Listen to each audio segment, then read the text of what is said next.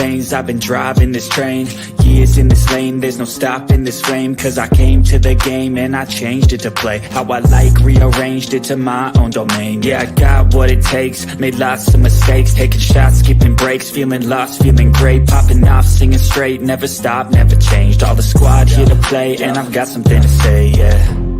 I work hard each and every day, I get lost in the words I say. I don't push pause, no, I push play. I won't stop till I make a change. I withdraw on the things I make. I turn flaws into flawless traits. I build tall, never capped in space. I won't stop till I hear him say, The Love Season 7 reunion special part 2, guys. Welcome in. Hey there, how you doing, Alex? The finale. This is it. This is it, the finale. This is it for Miami. Then we head to Dallas. Headed to Dallas next season. There you go. And next season apparently is just like a blink of an eye away in June. Just like less than 5-6 weeks away. And they're moving the night to Thursday, interestingly enough. Oh, really? I didn't know that. Yep, they are. All right. Yes, let's welcome in. We got Ron here. Let's see what he's got to say. Welcome in, Ron. How you doing? Good. How y'all doing? We're great. Thanks for joining us. We're just getting started here. Yeah. What's up, Ron? What's up, brother? All right, man. Chilling. Yes. Oh, okay. Let me get some of these comments up. Hey, how's everybody? Ellen, welcome in, our moderator and member extraordinaire. DD. Wow, that's an easy name to say, DD. How you doing, DD? It's great to see you again, little hurler. Yes. Welcome. Come on in. DD says good morning. Where is she located? You know what? That's a good question. I think, did we ask her? DD, could you type in the chat where in the world you are? We would love to know. We really would love to know. If you don't mind telling us, we'd appreciate it. Little Hurtler says, happy Sunday, beautiful people. Happy Sunday. 18 member Ravine S says, happy Sunday, 18. Yes, there you go. Get that 18 fever going. How did by the way, how did the Knicks do today? How was that game? Because I didn't get to see the whole thing. Ron, do you know? Because I didn't see it either. Oh, what? You didn't see it either? What? Yeah, they won. They have 3-1. Oh, okay. There you go. All righty. What? In the series, 3-1? Really? Yeah. Okay. All right. Oh, okay. You know I like that. Yeah, I know you do. D gave us an answer. She's currently in Japan. Wow. Oh, wow. That is so awesome. You know what that means, Aubrey? I don't. That means we international, baby. Oh yeah, well that's been a thing been going on since last year, but that's a beautiful thing. I welcome you in and thank you very much. So it's morning in Japan. Awesome. The Knicks won, everybody is saying. Ravine is doubling down on it. They won. Of course, Kirby, he's in the East Coast. He's like, yeah, they won. Oh, Jay, yeah. Jay has brought in her link. She's got linked over to her channel, guys. I want to thank you again, Jay, for using that technology in the correct and a progressive way. I really appreciate that. Hey, Kirby, what's going on? Yeah, hi, everyone. What about this boxing match? Ron, I know you know a little bit about that boxing match last night. What was that all about? Was that good? Yeah, it was, it was an overhyped fight, but it was let me find out. It was predictable. Oh, really? But you were still in there hollering and screaming and buying drinks for everybody, though, right? Yeah. Everybody had a little party for that one because it was fight of the year, but promotion wise. But yeah, it was good. Okay. Well, that's why I don't watch a lot of these fights now, because it's more hype than fight. Really? Okay. Boxing has really changed then, huh? Sure have. Oh, hey, Colton. Colton, I remember you from last week. Hey, good to see you again. Yes, yes, yes, yes. Well, I guess we might as well go ahead and get started. What did you guys think, though, real briefly, Ron, Jay, Alex? What did you guys think of this week's part two? Because I thought there were some new and interesting issues that kind of came up alongside with the first week. What did you guys think? Jay, ladies first. I was coming. I was coming. I figured that's what y'all was doing, being nice and polite and gentleman like. I like it. First time for everything, Jay. They wait till the final episode.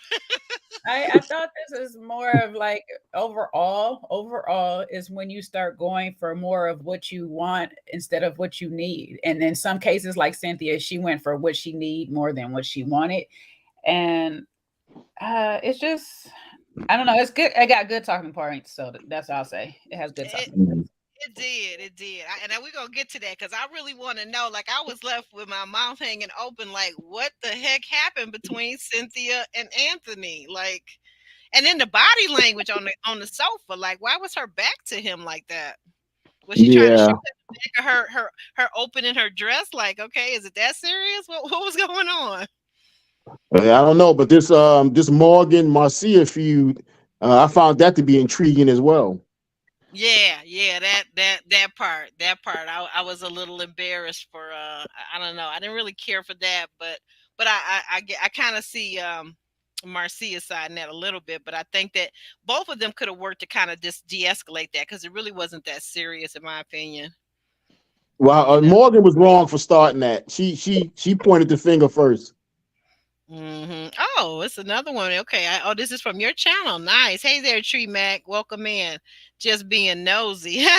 Okay. All right. Well, hey, that's what everybody doing pretty much here. Well, while you being nosy, guys, be sure you like the video. Like the video. It's free 99 today on sale. Doesn't cost you anything, but it does a world of good for the channel, and it encourages us content creators to keep going. Really, it does. It's so important. So never neglect how important it is to just go ahead and like the video. And my panelists, I hope you guys liked the video as you were coming in too. I just want to say that I know all three of you guys liked this video as you were coming in, right, Oh, Ron? no question. Right. Yeah, I was like it on the back end, but I'll get to. I'll put a like on. Okay. So you're the one. That don't. Okay. Here go my girl. Hey, Miss Kina. Hey guys, happy Sunday. Happy Sunday to you too. Glad you could make it. I appreciate you being here. We appreciate you all. I said, well, let's kind of wrap this up strong. We started strong with these people that you see here and a few more, but all could not be here today. But I appreciate each and every one, Alex, Ron, Kina, and Jay for being here. I really do. I appreciate them and everyone except for. And I'm not sure, Ron. Do you now have a channel? I wanted to make sure. I don't want to say anything and be incorrect. No, it's coming. Like I'm getting about a month worth of episodes already edited and done, so I don't have to do work every week. I can just get it started by throwing it out, but it'll be called Good Cop, Bad Cop. Right. With my guy Sean. So. Put that stuff in the freezer and have it ready to go. Like y'all, you got to. I'm too busy to be on it. Like I'll set myself up for failure if I had to try to do it episode at a time. So I'm trying to get some work in advance so I can just put it out and then go from there. Yeah, that makes perfect sense. Yeah, we still don't know. I know, D. We still don't. Oh, wait a minute. This is what I've been wondering. Ravine, you took my thoughts and made them into words. Cynthia, was she playing games? She wasn't ready. Yeah, that part. And I like so often we women, we want to blame the men. We say the men aren't ready, and it's true oftentimes. But in this case, I don't understand. Cynthia, she wasn't ready, but like she came talking like she was ready. So what's up with that? Yeah, I thought Cynthia from the beginning. I've been saying she's too rehearsed. She was too. Her answers. Her answers were always just way too rehearsed for me. Like I just didn't never buy into what she was selling. I never did. Never did. Okay, well, tell me this so I know for next time, Kina. What was the tip off for you? What was the what they call it, the red flag?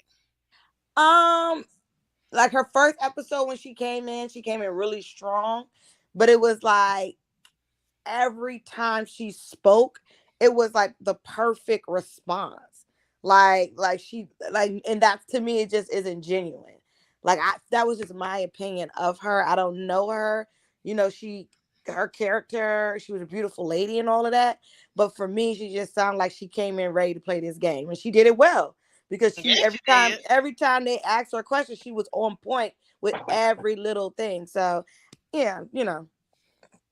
She'll probably be dropping something soon. Oh, you think so? You think so? Hell yeah. I love the way Keita say, hell yeah.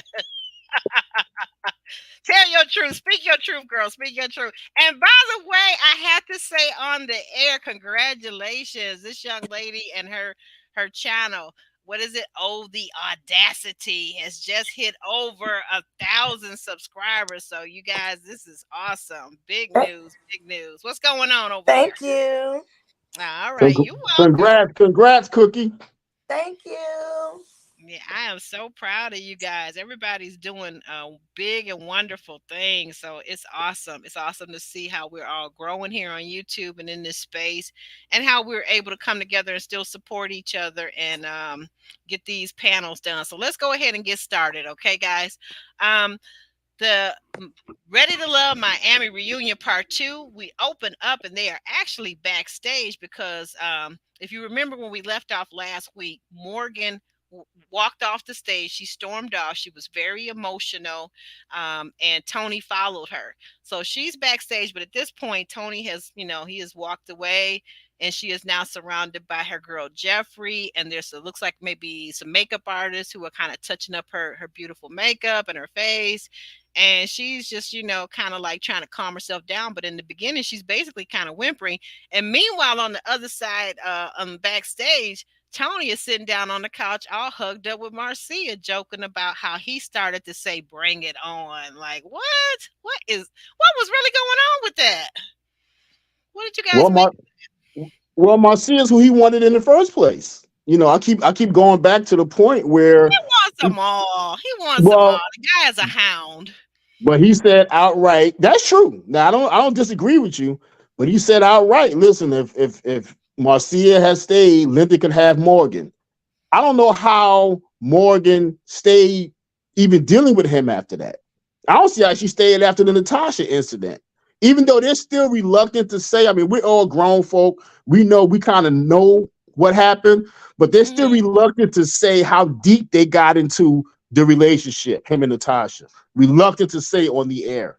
Well, we're gonna get to that in a minute. We're gonna come to that in a minute. But a lot was discussed about how far that went. So yeah. What were you thinking, Jay? What were you thinking about this whole fiasco and how Tony was hugged up with Marcia, but on the other side, Morgan was whimpering, and just her and Jeffrey were kind of like, trying to console each other, trying to console her. What did you think? Why are we watching this? Why is this happening? No,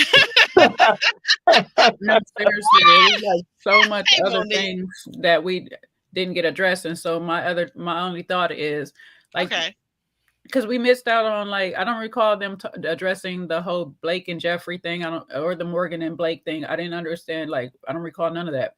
So I'm like, we could have got into that more. Yet here we are watching him show that he's still talking to Marcia. Morgan is still affected by him. They're still gonna mess around when they want to mess around. So I didn't understand it. Well, Tony's looking for the trifecta because he done had Natasha allegedly, Morgan allegedly. So now he wants Marcia. He's just going down the line. Praise the Lord. Like I said, a hound, a total and complete hound. Allegedly. Right, allegedly, right. Okay, so after all of that, like I said, not a monster, but definitely appears to be a whole fraud. Speaking on Tony, Tommy welcomes us back to part 2, and we begin to see a montage of clips from the retreat that the couples that were still left went on, or the singles, I should say. I'm sorry. Tony calls Lyndon a hound dog during this, as we watch the montage, because of the way Lyndon was chasing after Morgan, according to him. And the men both admit that they were competing for Morgan's affections. What did you guys think about that? About Tony calling Lyndon a hound dog. I mean, isn't that the pot calling the kettle black? Is it just me? What? Nah, he's playing. Lyndon was playing for behind. So if you know sports, if you're playing for behind, you got to put that full court press to try to catch up in the game. So that's why he was calling him a hound. He was like Lyndon admitted that's what he was doing. But he was trying to stay in the game. He was trying to stay on the show. Okay, trying to stay on the show, stay in the game. Well, but you're right, Ron. But to his defense, Lyndon also took responsibility and did apologize on the show, live. I mean, or not live, but on the air, publicly to Morgan for basically making her, objectifying her, because what we saw back at the retreat, if you guys recall, both the men were objectifying Morgan, like playing for her as if she was like a prize, like a t-shirt or something. Like, really? What they do? But I think Morgan, even though Linda's a nice guy, he's a nice looking guy, real laid back type guy, I think she was keeping him around just to continue to get a rise out of Tony. That's what I believe, because she wasn't really interested in Lyndon like that, other than a friendship, but it was bugging the hell out of Tony. So I think she enjoyed that aspect. Well, he's right. Go ahead. He's right. It's easy for Lyndon to take the high road and apologize for it, just because you weren't in no real relationship with her like Tony was. You know what I mean? Tony's like, I had more stuff invested. We had more feelings. It's gonna be more rocky. It's more of that going on. You just over here playing the friend role. Yeah, it's so easy for you to say the right things right now. You have no emotional investment in this like I did.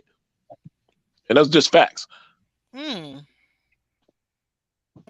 well that's good. The real facts is Tony just got a carefree spirit. I mean, not Tony, but Linda got a carefree spirit, and he just not gonna engage in all the BS of this. He has that, but he had nothing invested in Morgan. I know he don't have nothing invested in Morgan, but even still, like, if he wanted to just carry the BS, he can carry the BS just out of ego thing, because he was doing it during the show. But he just like, I'm over y'all. Well, Ravine agrees with Keena that Cynthia's scene rehearsed. Right. Back to that. Okay, yeah. And wait a minute, this is interesting. Wes at Stay Tuned Reviews, another great channel, says that if Cynthia was rehearsed, then Jeffrey must have been a robot. Oh, no, you didn't. Oh, that's some shade right there. Y'all don't give Jeffrey a break. Robot to baby voice to. Oh yeah, our resident voice impersonator, Jay. Can we get a little bit of that? Give her a break. A little bit of that Jeffrey? Can we get a little bit of that Jeffrey baby voice? I'm sorry. She did go back baby voice this episode. I was about to do country, but she did go baby voice. Hold on. Okay. I'll pop it in there. Don't worry. I'll pop it in there a second. Let me drink some water. Yeah, she got to get it. She got to get in character. She got to get in character. Get the throat lines. And get your motivation. Think about your motivation for the scene, okay? Y'all a mess. I'll let you know in a second of what I want to do. Okay, so in just a second, I'll get you. Hold on.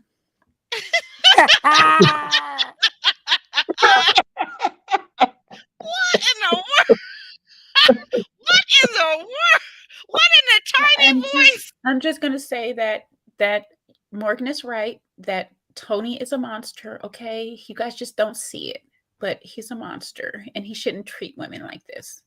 And Ron, I need you to just take up for the women one time, okay? Thank you. She did say that too. That was funny. I wonder if Jeffrey will ever come on to another round to visit with Jay. Oh, that would be so funny. Battle of the baby voices. I just need her to come on and we can do voiceovers. That's Yeah, all. yeah, because that's a very lucrative field right there too. Oh my goodness, Lordy. So anyway, so he admitted that let's see, Morgan says this. Now this is where it gets kind of interesting, and you really have to kind of wonder why there isn't a psychologist on staff at these shows. Morgan says that Tony had a lot of red flags, but that she gave him too much grace. Marcia would have been, and then she says that Marcia would have been a great distraction, and that's when the argument ensues between these two grown women. Right. Keena, Right. what are your thoughts as a woman yourself and as a lady? What are your thoughts about these type of arguments when they pop off at these shows? I think that particular comment that was made was just dumb. I think like she was just looking for attention because it was an unnecessary comment to say. I think Marcia, she stood her own this whole season. She looked beautiful. I don't know. I just think it was a little bit of hating, honestly. Okay, you mean hating from Morgan's side toward Marcia? Yes. Yeah.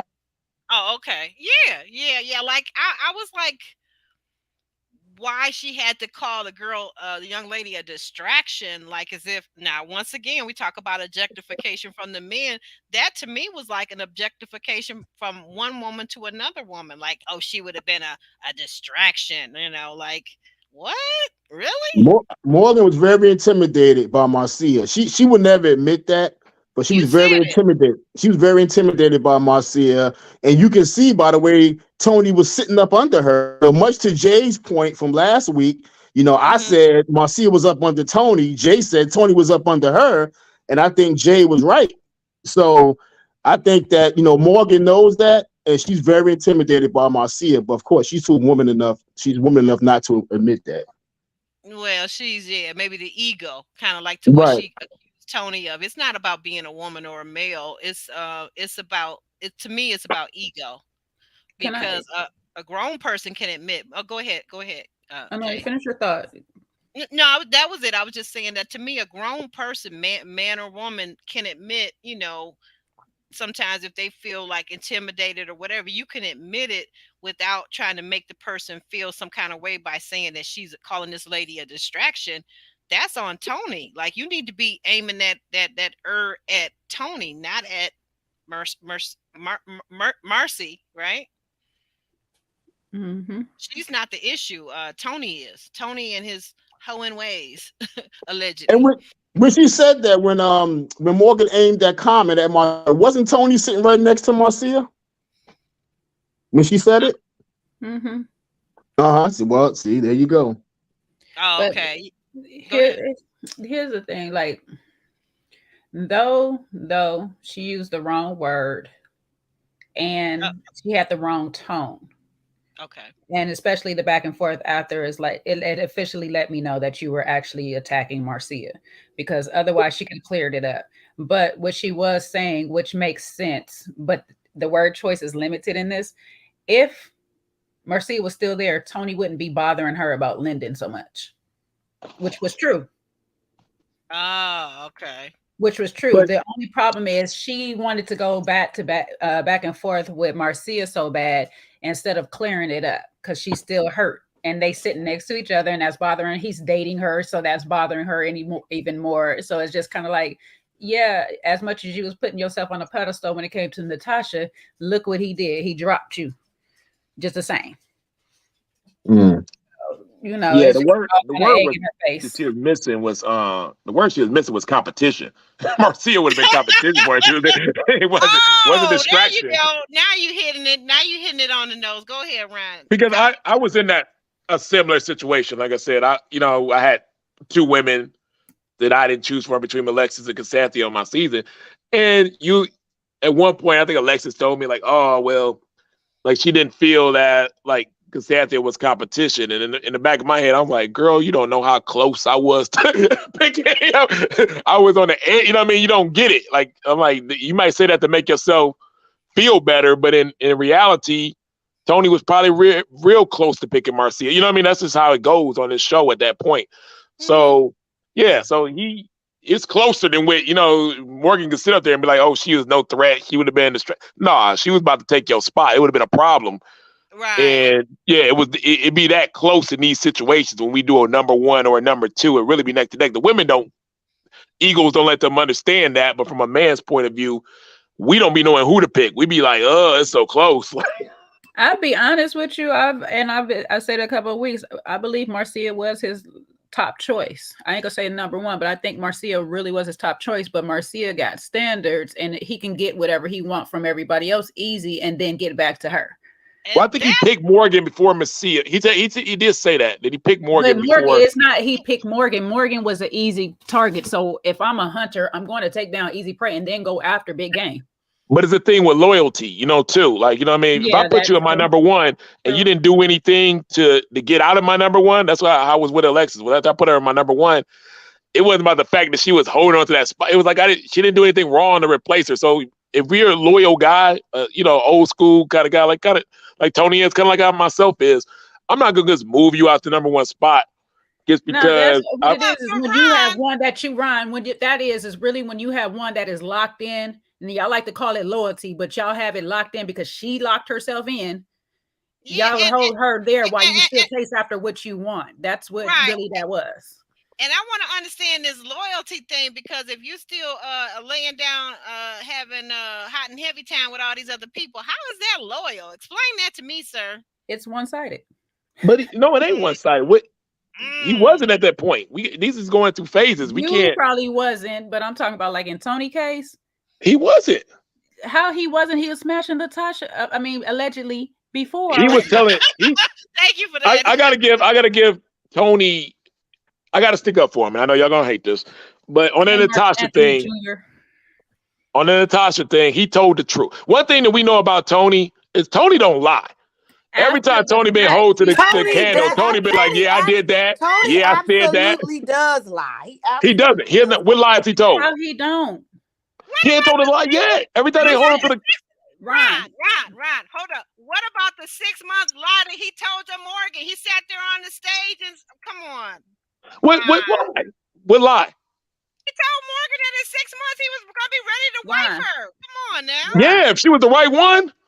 Ron, there's a difference. How was he ever gonna find out when he was in everybody else's bed besides hers? Come on. But that don't matter. That's circumstantial. I'm talking about when they ask him a direct question. He said, "Yeah, I said that. Yeah, I did that." The correct thing, Ron. We're gonna call him the correct thing, okay? There's the difference between honesty and transparency. We can give him transparency when asked. He's not honest and lying by omission. Okay, but I'm talking about what he said about Natasha. Going by his transparency was right. He said he was talking to her. She wanted some clout. I really believe that. She aired him out. Why would she want clout as a successful attorney? She has way more. She has way more to lose than him. Yeah. Like what is she getting out of putting her business on the street? Like, come on. And what? We just saw her have a whole segment on a reunion where she wouldn't even got a speaking part on the reunion if it wasn't for the Tony situation. You saw my man with the glasses. How many times did he get a speaking? Did they ask him a question? They didn't ask him one question. What guy with the glasses? Who are you talking about? The guy that left. Drake, yeah. Short guy. Yeah, you don't remember him. They would have been the same with Natasha. But what clout do you get with sleeping with somebody and outing myself? Like, come on, Ron, this is not a boys' club. That's a woman doing that. I mean, it's kind of in a sense of doing that is a man. And I'm not trying to be like on that, but that's a man thing to sit there and out themselves for having sex with somebody. Man, I've seen this is a ready to love thing. This ain't you can't look at it that way. You got to look at it as first. She was the first off. She probably didn't want to be like that. She feeling a certain type of way, and she outed it out. Right. And I believe he's telling 100% the truth. And because of that, she got an extra little part on the reunion. We know who she is now. Now we wouldn't know. No, we already know he likes to kiss and tell. So it probably was all. Yes, let's take it all the way back. He likes to kiss and tell. So if he was kissing and telling prior to, he was telling other people on the show, on all the boys, they probably knew what was going on, and it got back to production because production also plays a hand in gossip and messiness. Let's keep it real. Let's keep it real. And it was probably out there a little bit. You know what I'm saying? She didn't deny it, and the fact he blocked her, I mean, he was mad about it. No, that's not a fact of blocking people. I could block you just because I don't want to have a conversation about what I did. No, I'm gonna block you. I'm a man. I'm gonna block you because you messy. No, that's why I'm gonna block you. No, he was messy. He's messy, and with to Tina's point, we can come to the future because we didn't have to know about him and Marcia being together, and he trying to have nighttime dates with her. That's him trying to confirm. That's just him taking her out for a few drinks and stuff like that. That's why. That's her friend. That's his friend. His business out there. That's him putting more business out there. That let me didn't ask that. Did you say, wait a minute, Jay, did I get on? Hold on, just 1 second. Jay, did you say that, did you say they had nighttime dates? No, he put it out there that he's not getting nighttime dates or whatever. And stuff. It's like, why do we even have to know about you dating at all unless you want the world to know? And this is another time of him telling people. Marcia and both Morgan agreed that they both knew about Natasha because he told them. Yes, correct. It was not Natasha. He said that out of his mouth. So that was later on. He said Morgan. He told Morgan later on. Mouth. He's the one that's running his mouth. We really don't know what point in time that he told Morgan right now. They never confirmed it because she said she just found out. He said he been told her. So, he told her once it got out. Well, let's look at it this way. Maybe he did it clean up that he thought that maybe if it came out, he wanted to let Morgan know before it got out. He didn't want it to get out. He didn't want to get out. He was still talking to Natasha. She ratted him. It just is what it is. She outed him. He was not lying when he said that. And when he brought it up, she didn't deny it. What do you mean?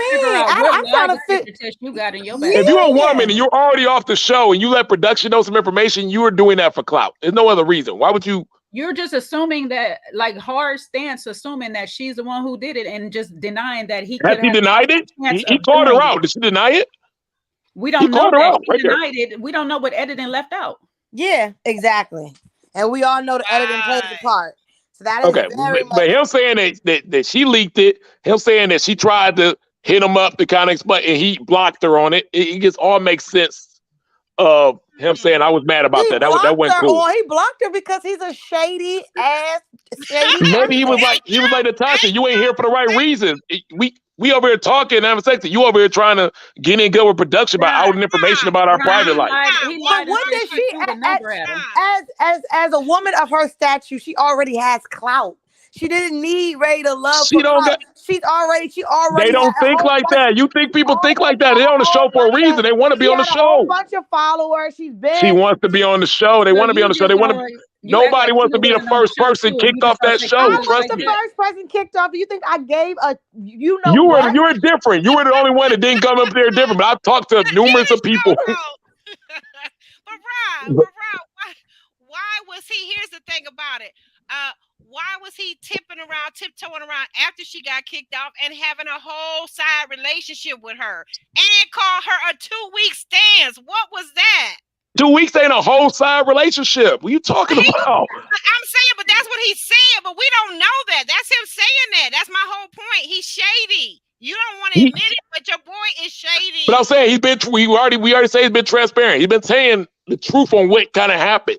Only when asked. Now he might not be telling the truth about his true feelings, but he's been telling the facts on those type of things about himself, good or bad. Listen, guys do this all the time on the show. When he gets exposed. And in real life. Natasha controls. Natasha can't play victim. She controls as a woman. She controls access to sex. As Tony, he controls access to marriage. He can't make a woman can't make him marry her, just like he can't make her have sex. Nobody said he made her, though. That's the thing. Nobody said he made her, but we're also saying that he is not an honest, trustworthy human being. He's not. And let me tell you, I was kicked off first. As soon as you get kicked off, everyone's calling you trying to shoot their shot, okay? And yes, people do that all the time. Ryan, you probably know it. This is what goes down. This is what goes down. Oh, it wasn't me. Do you want to, like you? Yeah, you get that. You'll get that. You make the decision, like Okay, because you can kind of tell, like, people start calling that first 3 weeks, and then, like, I guess people start making connections, and then, like, they want to, like, not call or whatever. But at the end of the day, like, Tony was lying in the process. Like, I've been on phones on my season with, like, yeah, it start, we making connections. They're telling you what's going on. Like, he was lying and saying he had no connection. That's called a liar. And they didn't yet. Remember? Let me say this because Tony's a New Yorker. I'm a New Yorker. I see it. I see through Tony. Tony's a very strategic but yet patient player. He macking. Okay. Tony went from the easiest to the easier to the most difficult. That he's just going down the line. Okay. And I could tell in his mannerisms and how he's doing it. He's being very patient right now with Marcia. Now she claims she can see through it. She keeping him at an arm's length, but he's being very patient. He wants to get that woman in bed, point blank, period. I mean, what man wouldn't? But I don't think so. Marcia, like, they all know that he went all, like, he's bounced around, bounce. Like, he for the streets. Marcia know he for the streets. Like, she don't want nothing to do with that. Trash. He's telling the women what they want to hear. I get it. I 100% agree with that. They were right when they said that about him. But when the women do it, he's just playing the game. When the women do it, it's okay. Okay, hold on, Ron. Hold on. We could move on after this. But if he's telling the women whatever they want to hear, how can he be truthful? That's right. Well, that's what I'm trying to ask Ron. If you could get a straight answer out of him, I'll give you a whole $1. Well, that's different. Like I said, when you talk about 15 cents right about now. When you kick, like my man said, he's kicking game. Game, just because you kick game don't mean you're not an honest person. It just means you macking. Like you said, that's what he's doing. How are you telling the truth? They fell for that New York swag. It was tired and ran down. Okay. If Tony is telling the women, if he's going to Morgan, watch your mouth. If I'm Tony, and I go to the women and I say, I'm a provider, I'm a protector, because I know that's what Morgan wants, and I'm looking for marriage within the next year, those might not be lies. Those might not be lies to Morgan. Sorry, the provider might not be, but a protector is, because you're not emotionally protecting me, you're not mentally protecting me. If you're sitting here feeding me things that I and you might not be the one. Here. No, and you might not be the one. Right, I'm not the one, because you're not the one. You're not giving any accountability to the fact that he lied, though, Ron. That's what we don't like. What did he lie? He didn't get a chance to finish that. Ron, come on. I mean, Alex, somebody help us out. Can you please help Ron out, please? I tried. I told you what the deal is. Tell him one more time. One more time for the cheap seats. Let's one more time. We want to hear it. That boy he's a strategic and patient Mac. He's macking. He's doing it patiently and strategically. It's as simple as that. That's that New York crap. I know all about that. I see him. I see what he's doing. I'm sure you do. Mm-hmm. Hello, so you're saying he's finessing. You're saying he's finessing. Which is different. Yeah, he's finessing. It's not necessarily lying, though. Like I said, you guys, it's a lying. It is lying. Oh my gosh. All right. Why tell a woman that you got sick? Why tell a woman that you on a 6-month plan to marry her, and then you're sleeping around with all these various women? You are. The one that's Morgan's 6-month plan. That was Morgan's 6-month plan. And then why? Listen, let me ask you this: why even bother to chase her when she leaves the set, when she leaves the stage? She's gotten emotional about whatever the two of them are going back and forth about. Okay, she has to take accountability for her emotions and get herself calmed down. Why even chase after, follow after her, and then another minute later you're all over Marcia? Like, because you don't know in this process. You don't know. Just like Cynthia and Anthony, like everybody, you don't know. They're changing up. The process is over, Ron. You still don't know. But don't you? But that's because you a hoe. But Ron, when they tried to out Natasha, you a hoe. You don't know how to be faithful. That's $2 in Aubrey's own jar. Right, exactly. I'll cash out myself later. By the way, guys, while you out there listening to us go back and forth, make sure you hit that like button. You know you entertain. You know you are. When they tried to when Tony tried to out Natasha or whatever, and you're saying that she's looking for clout to tell her story, I'm just trying to. I just don't understand what clout could she get off. Like, what did you think? Like, what woman wants to out themselves? Like something like that on national TV. Like, I don't Keena tell you, Keena will tell you this. She might have said that being the first one leaving, the cast might hit you up, but ain't nobody from production hitting you up until the reunion about to start.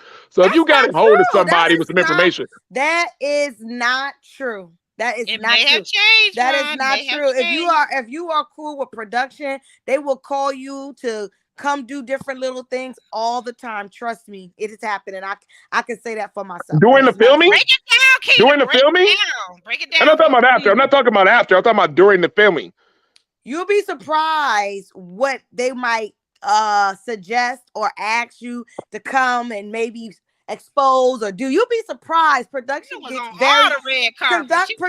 gets very messy, and it was the messiest one of all. And he was there. That he's no longer there. He was very messy. Okay. Oh yeah, I know who you're talking about. But he know who I'm talking about. He knows exactly what I'm talking about. Yeah, you know what? You know what? Thank you. Wait a minute. Hold up, everybody. Stop the presses, because last week we got a $20 super chat, and because we were going back and forth, I totally missed it. I want to thank this beautiful lady right here, Little Hurdler, just sent us a $10 super chat, and she wants to say to us panelists, can we leave New York out of this? I've dealt with New York men that had better game than Tony. Yes. Well, hey, look, I want my cut of that $10. I bet you do. You come get it then. Get your plane ride ticket and get here to Detroit and come get it, okay? You know what I find interesting about? I'll be waiting for you. Okay, I got you. You know what's interesting? I've never seen in the early seasons of Regular Love that the people who were voted out in episode 1, like Keena and Natasha, gained such popularity. I mean, they were voted out in episode 1, but then Keena became so popular because of the infamous black dress. Now Natasha with the Tony incident. You know, it's like I can still see that black dress. Lord, no, did you just try to comfort me right now? Yeah, no, you didn't. With the bullets too, yeah, Alex said shots fired. That's love. That's love talking, Keena. used to say on the radio show here, my beloved. Well, you know what, Alex, guess what? I did it for clout. I did that for clout, okay? You know, you hear that, Ron? I can say that if I wanted to, but it's not true. But that's what I'm saying. Like, no one does stuff on this show, like, especially like if you get kicked off. They don't do stuff on the show for clout. Come on, no, come on. The first episode, I don't think no one is going on there for clout. I mean, to do stuff for clout because you're nervous. You know what I'm saying? Now, you're not thinking of it then, but you're like, okay, my next time on TV, I did all this work to be on here. I told everybody I'm gonna be on this show. My next time is gonna be on a reunion. I need to have a bang on that. So people think like that. I like how you think so highly of women that you really think a person was going to just lay down with somebody in a whole plot to get a little bit more on TV. I didn't say she did it for that. I believe she really liked Tony. I believe this whole thing that she's trying to get clout by having. I believe she liked the Tony for a little bit, but I believe that once she felt it wasn't working out, she outed the sex part. According to Tony, he blocked her when he found out. So why? That means that she would have had outed already. That doesn't even still make sense. How does that not make sense? Because why? If she's not doing it for clout and she likes Tony, I mean, she's doing it for clout, but she likes Tony or whatever. Why would she out herself to do it? He blocked her. He blocked her after he got what he wanted. He blocked her after the production. He says that production told him.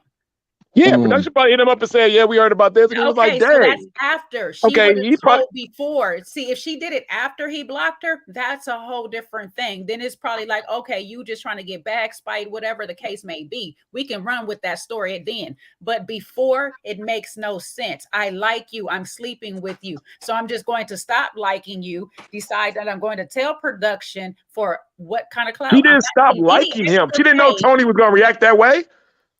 I'm not getting any extra pay. I done lost my relation, whatever thing I was building with you. I don't see where. And we know who Natasha is now. We wasn't gonna notice who she was. We forgot that she come up in this whole situation, Ron. You're saying basically now she sold her virgin for. I'm not saying that. I believe that they really had good dates and then they had sex like adults. That's sponsor deal. Like if Victoria's Secret or Fenty about to give her a sponsor deal to model her body off now, because if she's not, she didn't get any clout. Listen, Jay, we know she is. She got a whole segment on the. She's the first person who's ever got eliminated first that had her own segment on a reunion. It's never happened before. She's not. Ooh, name one. Stopped doing it. They stopped doing it after y'all Houston season. After my season, yeah. Right. They just stopped then. That's it. She's not the first. But listen, if people do that all the time, I came back on my reunion and had a segment with Wally. Why? Was I looking for the segment? No, not at all. They just talk about some whackness. Like, I mean, oh yeah, that's when you was in his DMs heavy. Yeah, I remember that. Like that was a lie. Who was looking for the clout then, Ron? Yeah, if I ever gotta jump in a person's DM to whatever, like that's not even my style, first of all. But like, so people do. It doesn't matter. Like, but I got kicked off first. I didn't ask for that. I wasn't looking for clout. They said, "Oh, come back to the floor. We got some action for you." You know, like what? Maybe clout's wrong. Here's how Tony was thinking it. Tony was saying, "Hey, your loyalty was supposed to be to me. I know when dating you, and you sold me out for production, your loyalty went to them." So that's what he meant by clout. But so I'm just supposed to be loyal to you while you over here. Okay, Brian, you know what? At the time, he thought, yeah. Logic no more. Okay, this is Ron logic at this point. This ain't even man logic. This is just Ron logic. He asked her. She told him to go back on the show. So that she said that with her own words. That don't mean that I'm loyal to you. That means just go do you, and I'm gonna go do me. Okay, well, Tony said, hey, he wanted loyalty. She didn't give it to him. That's why he blocked her. We've seen this happen before, and I'm not going to say no names, but y'all already know. We've seen this happen when someone else was lying on, like, but no one outed each other, but it was basically understood. Are we talking about from Potomac? About? You already know. Ooh, I know. What's understood don't need to be said. This is not the first time something like this has happened. But what I'm saying is, I highly doubt the woman is going to go run and tell production something happened for clout. Like, I just don't see it. It's more the boys are running their mouth amongst. Tony wouldn't have said it. She said it if she didn't. I mean, you know what I mean? Come on now, you can't make that up.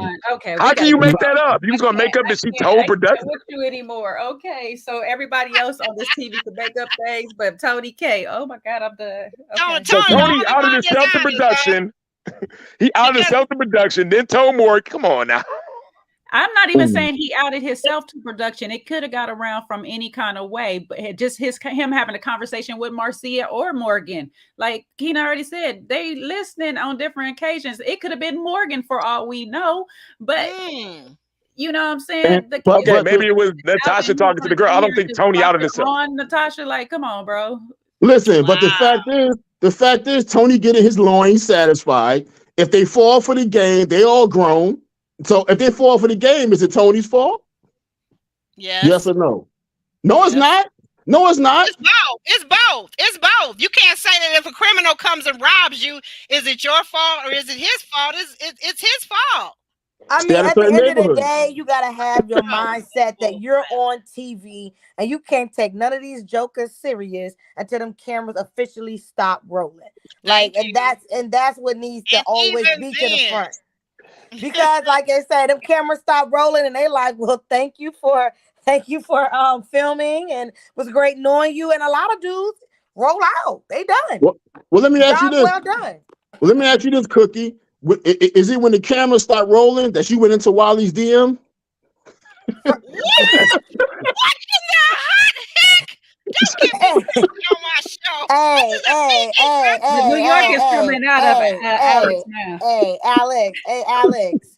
If you ever thought it wasn't, like, I have never been in that man's DMs, okay? That is a lie. I don't have to be in that man's DMs. There's nothing he can offer me in those DMs. So I'm messing with you. I'm messing with you. No, that's cool. No, you're not. But when the cameras stop rolling, people get back to their regular lives. Like Regular lives. This is for TV, and some people find love, and most people, it's over with. They're done. So, like, if you are, if you get caught up in having relationships with somebody while filming, you're taking a risk anyway. Women control access to sex, so that was on her. And let's say Natasha didn't out herself. If I was Tony and I heard, oh my God, at least 50-50 here. If women control the access to sex, okay, Ron. Okay, let's say we agree to that. Okay, 50-50. Okay. He is also responsible for being an asshole. Okay, let's say that. Let's say that. Let's say Natasha didn't. Let's say Natasha didn't out herself. Let's say that. Let's say he heard that Natasha out herself. If I heard that and I was Tony, I would be done with Natasha because there's a loyalty aspect of this. I understand that if he heard, but if he don't clear it up, that's still on him because he should have conversation like adults, right? I'm pretty sure they did. I'm pretty sure That's what I'm saying. He blocked her. Hey, what she say? I was still trying to check on him because his drink. Come on, now. My God, that was a reach. She didn't say that. She didn't say that. Come on, man. I believe Tony was right, man. His bullet points. Let's go. She broke the code. She broke the code. She's gonna out him now because he's trying to out her. So yeah, he got a drinking problem. Yeah, okay, he's trying for it. Yeah. Thank you, Kina. What did you guys think about that when that was mentioned? When Natasha said that it had been mentioned to her, she was calling to check on him, or she called him one time to check on him because it had been mentioned. Apparently, other people picked up on it or noticed it, allegedly that Tony may have a drinking problem or drinking issue. I'm not surprised in that statement. He looked like he could put some drinks back. Hey, I did party with everybody for Ready to Love. Everybody could put some drinks back. No more. Is that a New York thing? Now, is that a New York thing or what? I mean, was that a Tony thing? What is that? No, that was her being messy thing. That was a messy comment. We'll just say that again, she's an attorney. That was a her being messy thing. That was a messy comment. She didn't go check. You checked on me because I was drinking shit. Oh, come on, please. I plead the fifth commandment. Jay, what did you say? I'm sorry, you said what now? I plead the fifth commandment. I heard you. I said Jay. Do you understand the difference between Jay and Alex? He pleads the fifth commandment. I was saying, and all of this fairness of this love and war, Natasha is an attorney, so we know how some of these attorneys do. They go and dig up all your information. Oh yeah, what she say? Was she the one that said you don't want me to blow this up? Something to that effect, because she already know more about him than he know about his doggone self. So he don't need to play around with her. She was set the whole house on fire. We at this point, with him being such a lush. Such a lush. No, I wasn't going on that side. Such a lush. Him saying whatever in his little heightened states could have been possible. He could have. So I didn't mash this, and because according to him, everybody is at fault when he says things. It's Lyndon's fault for outing him about what he said. It's Natasha's fault for outing him about what he said. It's going to be Morgan's fault for outing him about what he said. Everybody's at fault, but Tony, yet Ron, you're going to keep making it worse because you stand by it. He took accountability, is what I'm saying, though. You didn't see him take accountability? He says everybody's fault. But he said, yes, I did this. Yes, you're right. I say this, but so-and-so shouldn't have said it. No, you shouldn't have said it in the first place for anybody else to say anything. I'm sorry. He did not say any bad words about Natasha. He did not say it. He said she's a wonderful person. They had a great time. Everything's good. He just said when I heard allegedly that you outed our situation to production, that's not the type of loyalty I'm looking for in a relationship. She has every right to do that. And I would have done that exact same thing. If you're going to choose production over me and I'm being a provider, I'm paying, you know what I mean? Taking you on dates. No. You're not having a conversation to find out if it was really her or another one of your connections you probably sitting here messing with who was manipulating you because you a fool. Maybe so, but he had to make a decision on it. And he did. Okay. And the fact that it came out allegedly that she did that did not rub him the right way, and it's not going to rub any guy the right way that's on there. They're not going to like to hear that. I don't know, guys, but wait a minute, hold on. In the chat, they got a whole other conversation going, and it's being alleged that Tony might have possibly could be allegedly a DUI, as in drinking under intoxication. Okay, all right. Okay. I could say everything about Tony, but we can't just give Natasha a pass, because if you gave him your phone number and you bumping uglies with him on a slide, you telling him that he can stay on the show. Not the bumping uglies. You expect what's gonna happen? You know what I'm saying? Like, you know what happened to that other guy for what season, that he was having relations the whole show. So you're like, how can you be finding love if you over here in a whole another relationship? Whatever, the one with Sabrina. So with this guy, Tony, is like, okay, you telling him to stay on the show. Well, just stay on the show. So how do you honestly think he's going to find love if it come out that he was chilling with you? So it's like, women, we need to just be honest with ourselves. Like, if whoever told whoever, whatever, I mean, I would have just took an L. You know what? I bumped uglies. I got what I wanted. You know, she's attorney, maybe she's busy. I just took an L. Sometimes but she put herself in that situation, because 2 weeks. Yes, she wanted him. Period. Exactly. That's what I'm saying. Just say I need it, and I got, and I'm done. I'm, file all gracefully. Nobody have to know. Nobody like it when the man shoplifts the cootie. So yeah, Tony's gonna be the bad guy, and she gets to play victim. I see your point. I see Kia's point.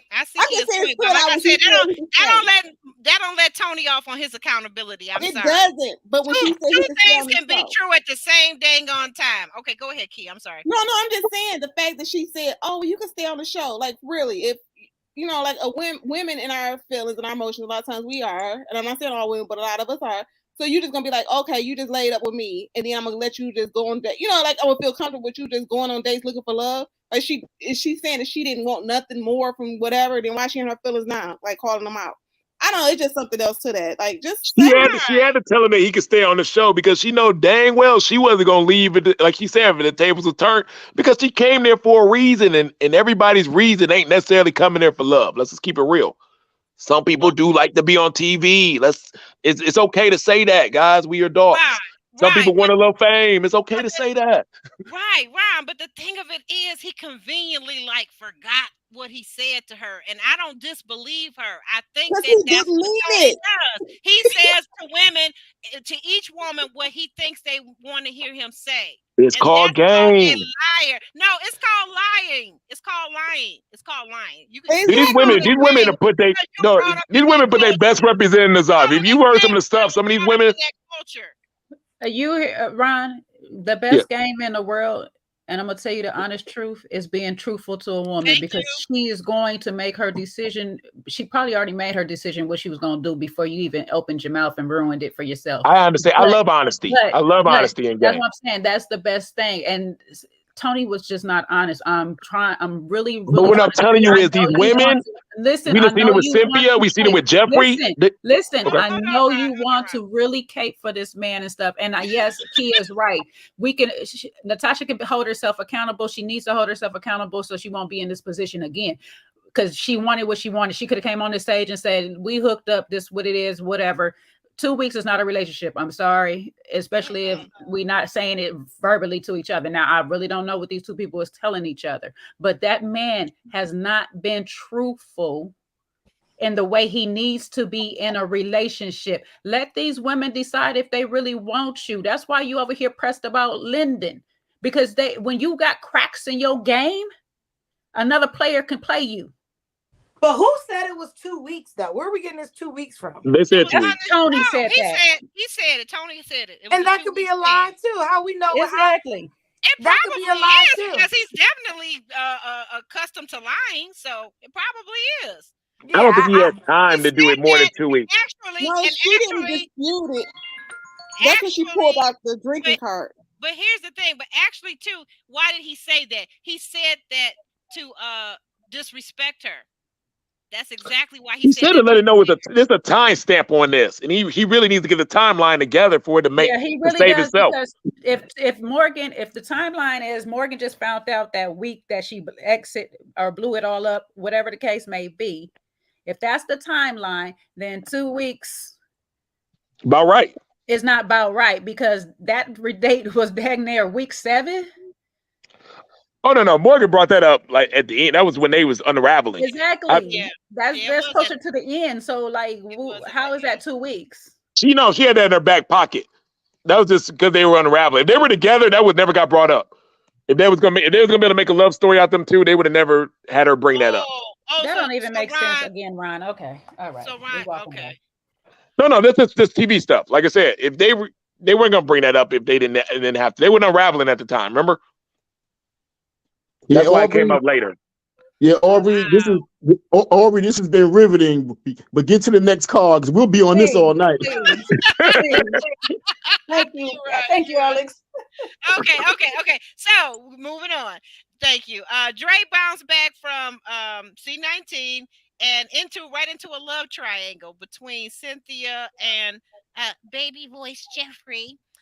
He gives his first impressions of both the ladies, and we watch we watch the vignettes of him and the two ladies. We watch Dre feed Jeffrey in little baby bites. He says that he liked Jeffrey's softer side and it was very attractive to him. Cynthia says that the men rushed out to her, but Dre claims that it was different and it was the other way around. So they, little jib right there. Dre says that it was new to him dating multiple women at the same time. And I forget who it was, and one of the castmates lady says, I don't think so. But so we're on the Dre and the Jeffrey and the Cynthia of it all. Who feels like Cynthia actually really wanted Dre more so than she wanted Anthony? I've been said that, yes. But why? What was it that made you think that, and why didn't she go for him? Because she knew that Jeffrey had it on lock and he was already interested. Because you remember he kept on like leaning towards Jeffrey, like no matter what his family said, he always leaned towards Jeffrey. So she knew, like, okay, let me just step back and go where I'm appreciated at whatever. But I think she really was checking for him hard, and she was kind of like disappointed that he didn't put her as number one. And remember, Aubrey, Cynthia and Dre's first date, how she cried and opened up to him, and really let herself be vulnerable with Dre in that date. And I think they would establish a real connection there. And then he got C19 and was off the show, so she had to look in another direction. And I think she was emotionally, like I said, when she was always crying around Dre, and I don't know what that was about, but maybe she felt attached to him because she opened up and shared so much, but it wasn't mutual. So yeah, I think that was what attracted her to him. That all her tears and I don't know. And I think by the time Dre got back, Cynthia had moved on, so he had no choice but to look elsewhere, and he just looked toward Jeffrey because obviously she got obvious beauty, but the issues that she come with. He found out later, but we all knew ahead of time he was going to run into those issues. Okay, but he was thinking with his peen. So, not the peen and not the eggs, but the eggs missing too, or the eggs there. The eggs and bacon. It was kind of contradicting though, because he said he was asking questions and he didn't really like the response, especially when it came to the kids. Like, you knew all of this. Like, before y'all chose each other, you knew all of this. That's why I personally think they might have been like production pushing them to get to the end, because like you already knew. Right. I don't know how he couldn't know. Yeah, it was like there's no way. He knew, but here's the thing. And Dre's actually smart. I ain't gonna lie. He played this perfectly.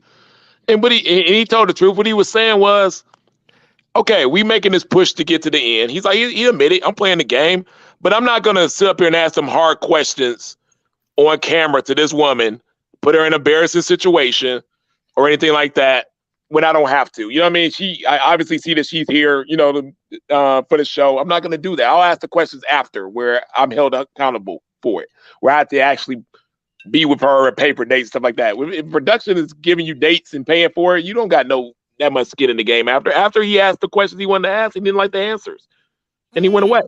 You can't blame him for that.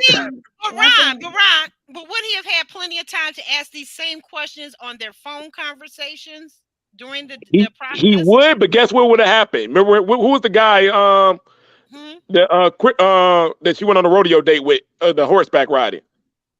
He asked the question. He asked the questions during production, and you guys railed him over the coals for bringing up her children and stuff.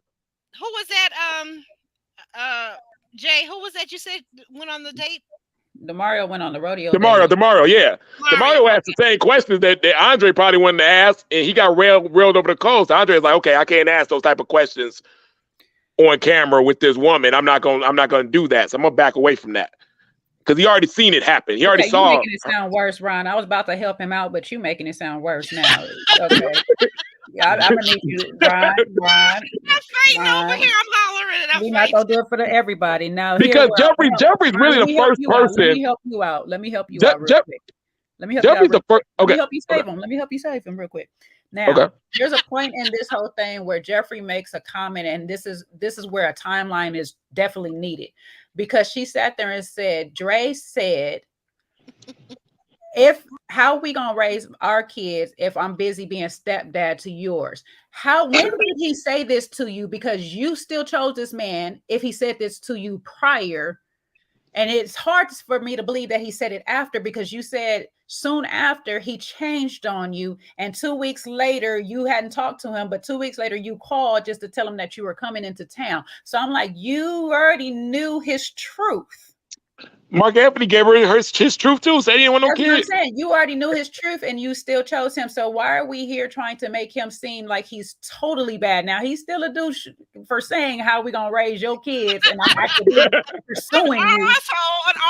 You know what I'm saying? And I'm still actively pursuing you because you was the only one calling me. But sis, if you tell, if you tell me some stuff like that, like how I'm gonna raise your kids, our kids, when you actively being stepdaddy to yours, okay, move along, sir.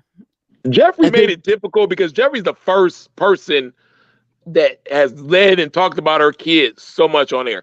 In my season, Benicia had just as many kids as Jeffrey. We never heard about Benicia's kids. Stacey had as many kids as Jeffrey. We didn't hear about Stacey's kids. Jeffrey was been leading with these kids, so it made guys have to answer those type of questions on there. That's fine and all, but for her to still, my thing, Ron, is on her right now. For her to still sit here and be trying to talk to this man, I need to know the exact timeline of when Andre made this so-called statement to her, because you are crazy if he made that statement before that bridge and you still chose him. I mean, we knew that bridge speech was a little put together. Come on now. Ron, I'm on your side. Like, what are we doing? We need Magnetic to talk about that bridge scene with you talking about that between Tony and Morgan? Yes or no? No, I'm talking about Jeffrey's biblical speech. The biblical husband. I'm sorry about that. Yeah. You're calling him your biblical husband, but he told you Cinderella. Like, huh? But all season, that was a hood Cinderella speech. All season, we never got the impression that Jeffrey wanted another child. That never came up until the reunion. I didn't hear about it. It's not even about wanting another child. It's about saying that this man literally said that to your face, and you still said you're my biblical husband. Yeah, right. Mm-hmm. Jeffrey is just looking for a husband to take care of them 3 kids. That's what she said. She said, like, pretty much like, okay, you're gonna put a ring on. I'm not interested in no sex. Come on, let's get married. So anybody that dates Jeffrey know that you got to put a ring on the wrong show. Get married at first sight. Kia, can you read that on the screen there? That comment. Ready for a stepdaddy. She was looking for a stepdaddy. She need to go to Married to First Sight. Then she got on the wrong show. She did. I think you know though, but come on, let's keep it real, guys. We all adults. If you come into the table with 3 kids and you're dealing with a guy with 0 kids, how are you gonna hold him to so much accountability? You got to have some kind of smarts about yourself as a woman coming in with that situation. Hey, this guy, is he really okay with 3 kids? He has 0. and he's on the up and up. Ryan, you so confusing to me. If anybody you would have been arguing who is just on here for clout, it should have been this one right here. You are so confusing to me. Well, they both they both on the show to be on the show. Everybody on there for some reason. But I'm saying that if I'm Jeffrey and I'm talking to two guys, we already said it. She's talking to two guys with no kids. That's fine. Y'all getting together and stuff for the show, but then afterwards, don't try to play victim and hold them guys accountable. You got the two guys with no kids because they little hornballs or whatever. The rest of them that had kids obviously asked the questions about that made no sense. You giving me these answers and moved on. I'm sorry, read the comment. Wait a minute! I'm about to out these people in the panel. Who is it back here calling? Right, a refreshment. Kia, who is it back here calling Ron? Advocate Ron. Y'all better leave my man Ron alone. Y'all better leave my man alone. I'll be the first to say I advocate for my boys, but I'm just saying. Oh, you're an advocate now? You're I advocate for my boys, but I advocate for the truth first. Even though if I got to throw a dude under the table, that's fine. But the fact of the matter is, as long as it's not Tony. As long as it's not Tony, right? No, I'm just saying that Tony was in a bad situation. Tony did his own dirty. I was the first person to say, don't sleep with no woman on the show unless you're gonna be with her. Right. Period. I wouldn't kiss a woman on the show that I didn't think I was gonna be with. So of course I'm not gonna justify Tony slanging it. But all I was saying is I could justify why Tony didn't want to talk to Natasha again after he heard that. That's all I was saying.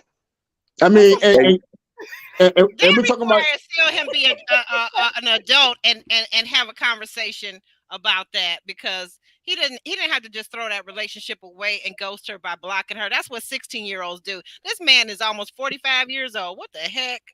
Right. If I would have heard she did that, she would have been blocked because that's messy. Right. But see, you talking about Jeffrey? You don't know for sure, though. People do lie. Yeah, we don't know, but obviously he knew. I mean, he knew something. I'm just saying if he did know. I'm just saying if he did. I'm talking allegedly. Can I give you your flowers while you here right now? Oh, because I love your level of petty, Ron. Okay, because he got like a New York level of pettiness. No, it's nice. It got some finesse to it. I like his level of pettiness. And you know what? And he's from here. He's from Detroit. Up on the D. What up, though? It might be it, because I think my baby daddy, my daughter's father was trying to get away with his level of petty. But I'm petty queen, so you can't say me. But I like your game, Ron. I see you. We don't want to get into a battle of petty because it might get all burned down. Okay. Y'all talking about how Jeffrey led with the 3 children. Tony led with the Lord, right? But he was screaming, "Oh God," all over the place. We know that. Yeah, that's the part. I don't like when people do that. Remember this, Alex. You know what? I have to say we agree on one thing. That remember when we first saw Tony, he was talking all that Jesus talk. We said it from the beginning. He's a player from the Himalaya. Remember that? I remember. Yep. We both said that because these guys that use the Lord and all this talk, his mom's a pastor, preacher, whatever the thing is. That, you know what? No. I'll say that he's not the first person to use the Lord and have a one-night stand. Look, we're gonna get ahead of because it happened on my season. It happened on my season right now. We're not talking about David allegedly, are we? Ron, we're talking about Queen Alexis and AJ. No, you didn't burn the whole Houston season down, Ron. Go ahead with your bad. Look at that level of petty. Look at that level of petty. Look. I mean, they said it. It was said on the stage. They just kind of tried to sugarcoat it a little bit, but it was said. They did admit it, but Ron. But wait a minute, Ron. I gotta remember something. You gotta refresh my memory. Did you or did you not kiss Alexis on the Houston season? I kissed Alexis. Okay, I thought she was the only girl. She was the first girl I kissed. She was I didn't. Wait a minute. You was trying to get your Tony on, because you said it went from the only girl and then it went to the first girl. So who was the second? Well, no. I kissed her, and then when I found out that she kissed AJ didn't tell me and stuff like that, we were over, and then I kissed Amber. But that was after me and Alexis was done. Oh, that's right. You kissed Amber off camera, right? Yeah, I kissed both of them off camera. Somebody was celebrating their birthday. Was that somebody was celebrating their birthday? You guys ran into each other at a nightclub or something. What happened? I invited her out to a nightclub because me and Lexus was done that day. So I was like, finally, I got a clear path to go talk to her because she's been in my top 3 the whole time. They just didn't show us. So I invited her out and we drinking, dancing, provocative, doing our thing, and then we just happened to kiss. Was you drinking the Douce? What were you drinking? I was not. I had one drink. It was nothing like that. Nobody was drunk. Everything like that. We vibed the whole season. She's been in my house. We didn't have been watching Wedding Crashers, snugged up, rubbing. We just been in the hot tub. Oh, they just was hiding all that stuff. But the fact of the matter is, she was always in my top 3 because Cynthia was gone. Me and Alexis got in a huge fight, so we were done. And then I went to go pursue Amber like I was supposed to. She's still in my top 3. We're still talking on the phone every single day. So why wouldn't I invite her out on a date now that I'm free? Okay. One fight are you done, Ron? Wow. Oh no, it wasn't no one fight. This was Tyson. This was Tyson versus Holyfield. What y'all saw in the an elimination was nothing compared to the fight that we had the night before. It was crazy. Oh, you guys had a fight before the fight. Oh, wait a minute. Big time. That was just us going through the motions again. It was World War III on the phone before that. What was the fight about? Wait a minute, because she went out with AJ and she kissed AJ right after she had a date with you, I believe, right? No. She goes. Her and AJ go on a date. They kiss on camera. I don't know anything about it. Valentine's Day is that Sunday. On that Valentine's Day, I'm taking her to fancy dinner. This is my own money. Fancy dinner, comedy show. We doing all this. We kiss and everything like that. I still don't know that you got any feelings for AJ or that you kissed him and stuff like that. You telling me he's been out the picture and stuff like that. Then we got the freeze. You don't check on me the whole freeze. I'm on my interview talking about, I don't know what's going on with her and stuff. We talk, we vibe every day. I ask about her kid every day. I ain't heard from this woman. Something's going on. I still don't know what's going on. I don't know about the kids. I don't know if her feelings are changing. And then all of a sudden she calls me up that Friday talking about, here's the deal. I kissed AJ. I think I'm liking him and stuff. I said, the same AJ that left you in my house in a room for 4 hours while he was outside. I was like, when the world going on? Oh my God. And I just spent $300 on Valentine's Day. This fool didn't even call you. I'm like, so now we have an illusion about that big tall piece of chocolate. Yeah. She liked his look. Okay, I get it. He's good looking dude. Yeah, that look, but still, I wouldn't have forsaken a good dude for a tall dude. Like that goes back to what we've been saying all night. That women sometimes, I don't know what it is about that toxic rejection. The person is really not interested in you, then you just really like, I gotta get him. We can all see that he clearly was not interested in her, not in the least slight bit, not anything at all. He was on that Kyra high, and who else did he like? I think he really kind of mainly liked Kyra, and then I don't really think he was serious about Kyra. AJ's mom outed him on the show. She came on and she outed him like he's not a serious man. He's not at that point in his life. It's a couple. He wasn't. He was a good friend. I love AJ, but he wasn't. I'm sure. I've seen his interviews. He's a nice guy, but I'm just saying. But when your own mom comes on and outs you, like, listen to the mom. He wasn't hiding it. AJ wasn't hiding it. He wasn't pulling a Tony. AJ wasn't telling girls what he wanted to hear. AJ was on that mug. They hid a lot of stuff. You didn't see with the part with Alexis. Yes, he did. Yes, he did tell some tales too. And he might have smoothed her out a little bit with some game. I get it, but I mean, we all knew who he was though. AJ was down there walking around like Kevin. Just call it lies. They're just lies. They're just but you could have caught on to that if you wasn't get memorized by his looks, because he was on the set acting like he was Kevin, Kevin Samuels. The fact that what is he like 6'4", 6'5"? He's a legit 6'7", 6'6", 6'6" and a half. Ooh, okay. Well, you know what? I might see a part of her point there. Okay, all right. I see it. But the fact of the matter is, it wasn't knowing. We knew AJ was. AJ was being himself. AJ was walking around the set like he was Kevin Samuels. He was being himself. He was like he was. Did you hear that, Monique King? He said Kevin Samuels. Get out of here. Kevin Samuels was not 6 feet tall. Wasn't 6 feet tall. No. I'm saying that he was like, that's his ideologies when it came. He wasn't like acting like he was just ready to get married in 6 months. That wasn't his plan. You know what I mean? That ain't what he was doing. And Alexis knew that. She told me on the phone. She's like, I understand where he is. I know how to handle AJs. She's like, that's what I'm used to. She's like, that's what I'm used to going after. I was like, well, then you ain't gonna find no husband.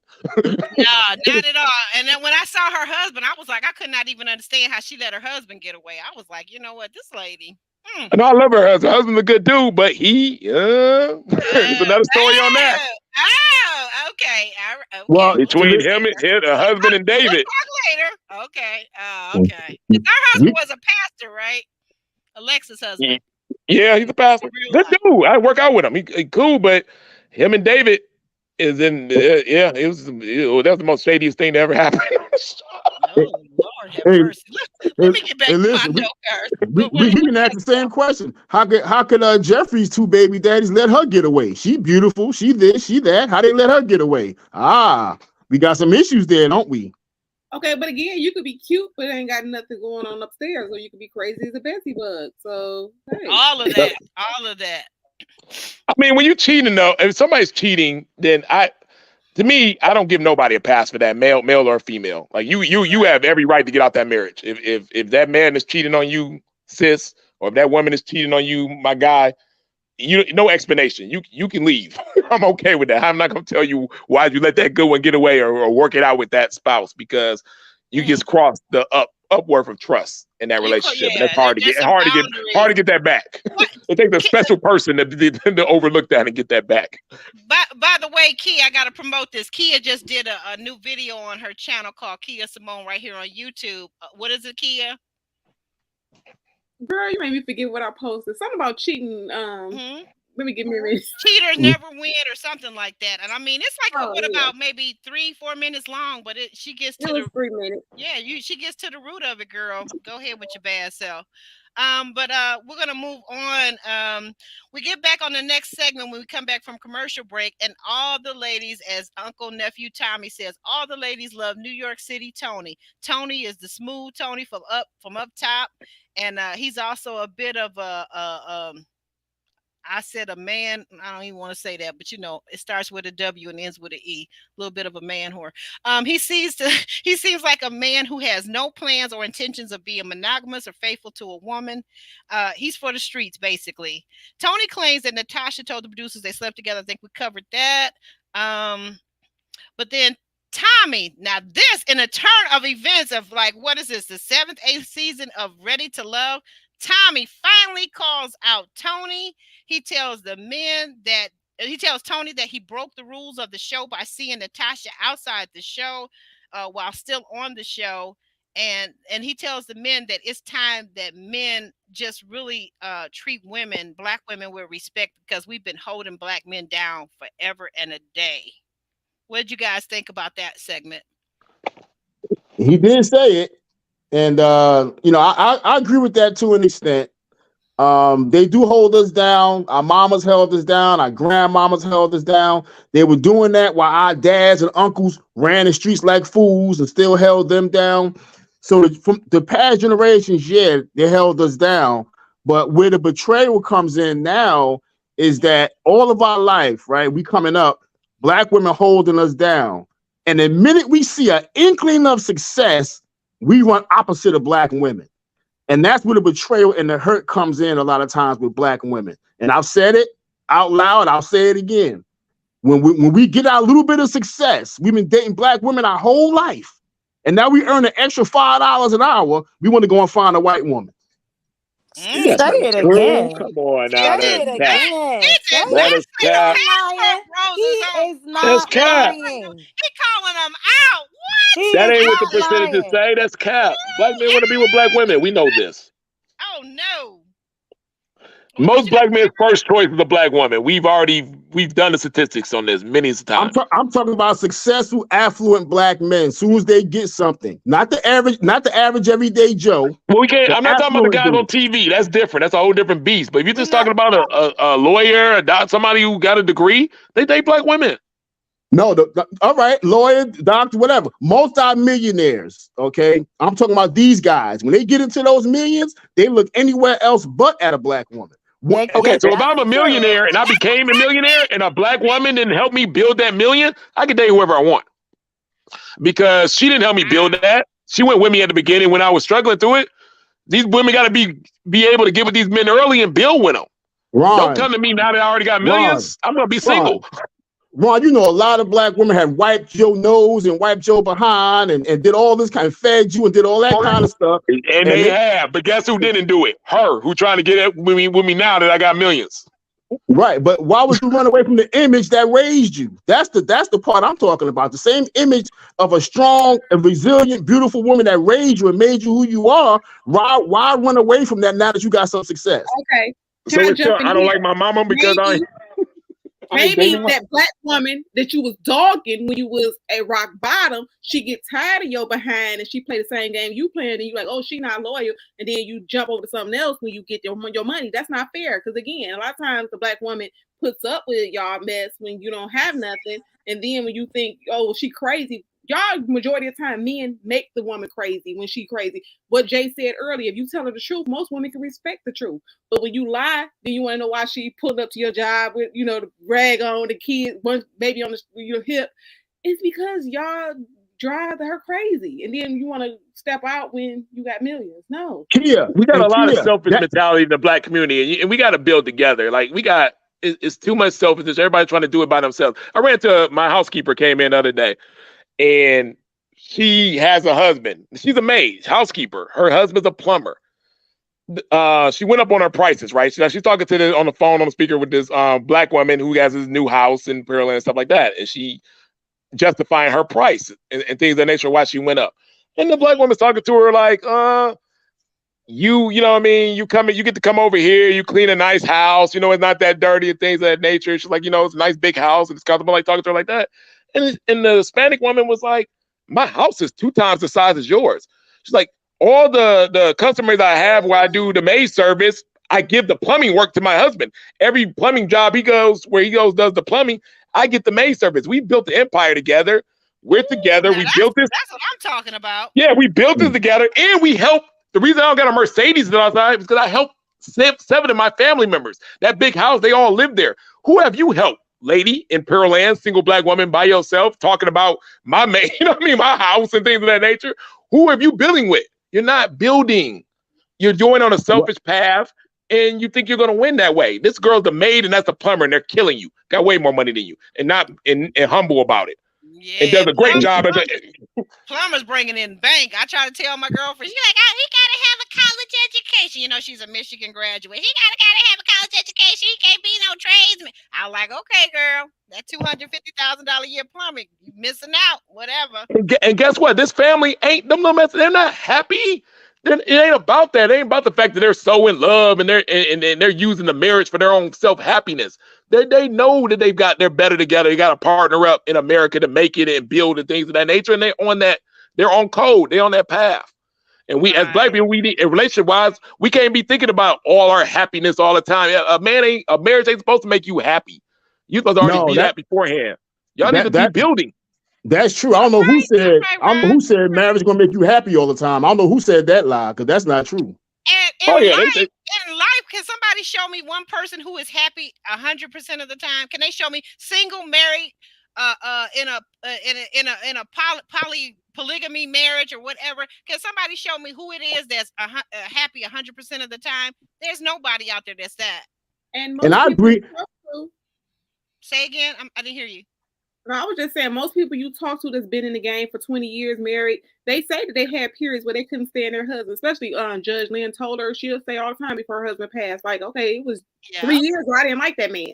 So, people just so quick. Now I get what Ron's saying, if he cheating on you or she cheating on you, it's abuse going on. But if you just happy to go sleep in the other room, hey. As long as there's respect there, y'all can work through that. Obama said the same thing about President Barack Obama. There was a whole period where she was like, oh my gosh, 10 years. 10 years. Yeah. And they got through it. And I mean, like, what? Like, so you really think that, see, people mix dating up with dating like this rush and this high that you get on going on a brand new date with a new person. And that's what Tony seems to be addicted to. That when you go out with these different people, it's always, but you know what? You're going to end up sad and alone. You're going to end up sad and alone. Those are facts. Facts. And you're not going to build anything. Like two brains are better than one. 4 arms are better than 2. It is what it is. Most people that divorce or whatever, the person that did the shenanigans. Most time they look back and realize that it was a mistake. So and I agree with what Kia said a little while ago. Kia said that sometimes we drive the women crazy, because I remember in my first marriage, quick story, okay, my first wife showed up at my job 8 months pregnant with a rag on her head, just out the blue. Just out the blue. It's how you was doing her. having those workplace romances while you already married and got kids. What? I want to hear this. I'm for the tea today. Can I tell my own story? Listen, she didn't know what I was at the job doing. So she showed up 8 months, belly sticking out with a rag on her head, like, I'm his. Now who you got? You know what I mean? So she was about business. And she just popped up. I didn't know she was coming. So to me, that was a crazy move. But to her, she's sane. So, but how did that go for you? How did the other woman get a chance to see her? No. Okay.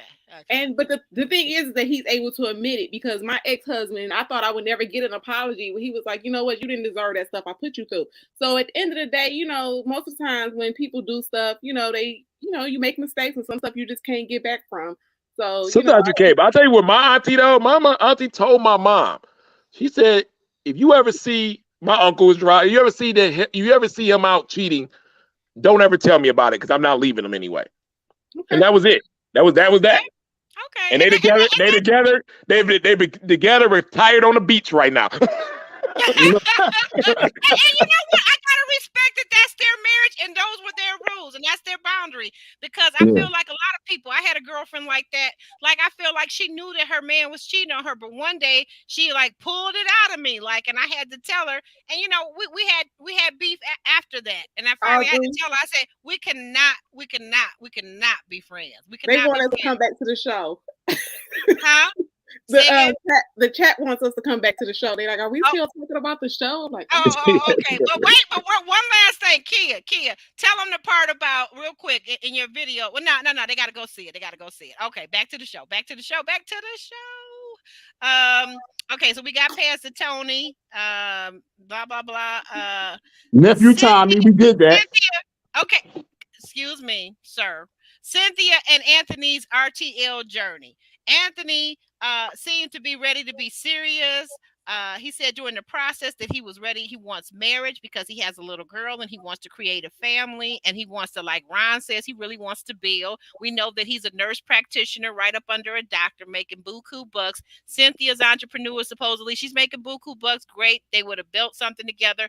And Cynthia says that when they first met, they really hit it off.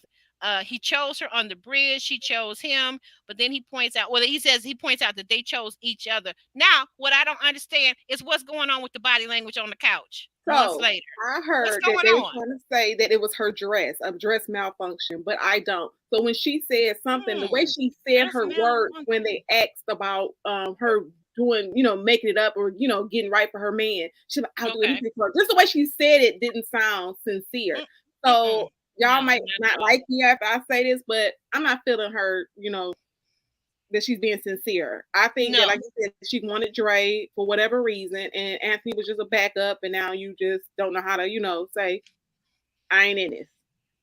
Right. What was it? What was the deal? What was the whole? And then she said something about something she couldn't handle about him, but she never said exactly what. I was like, I mishandled him. And then when he said he's going to do the work, I'll do the work. The way she said it, it's not like it was a joke. You know what I'm saying? If I say something like that, that's it was serious. But he did a good job of keeping it cool, because I would have been like, child, what is you doing? And I'm trying to figure out what was a dress malfunction. Unless maybe could have been a split in a that happens. Okay, yeah, that's true. But I just couldn't understand the way she was sitting, because if maybe it was a particular scene. Oh, maybe the scene was on the opposite side and she couldn't sit straight forward. My whole thing was, why was her back to him? Like I felt like she was just really literally turning her back on him.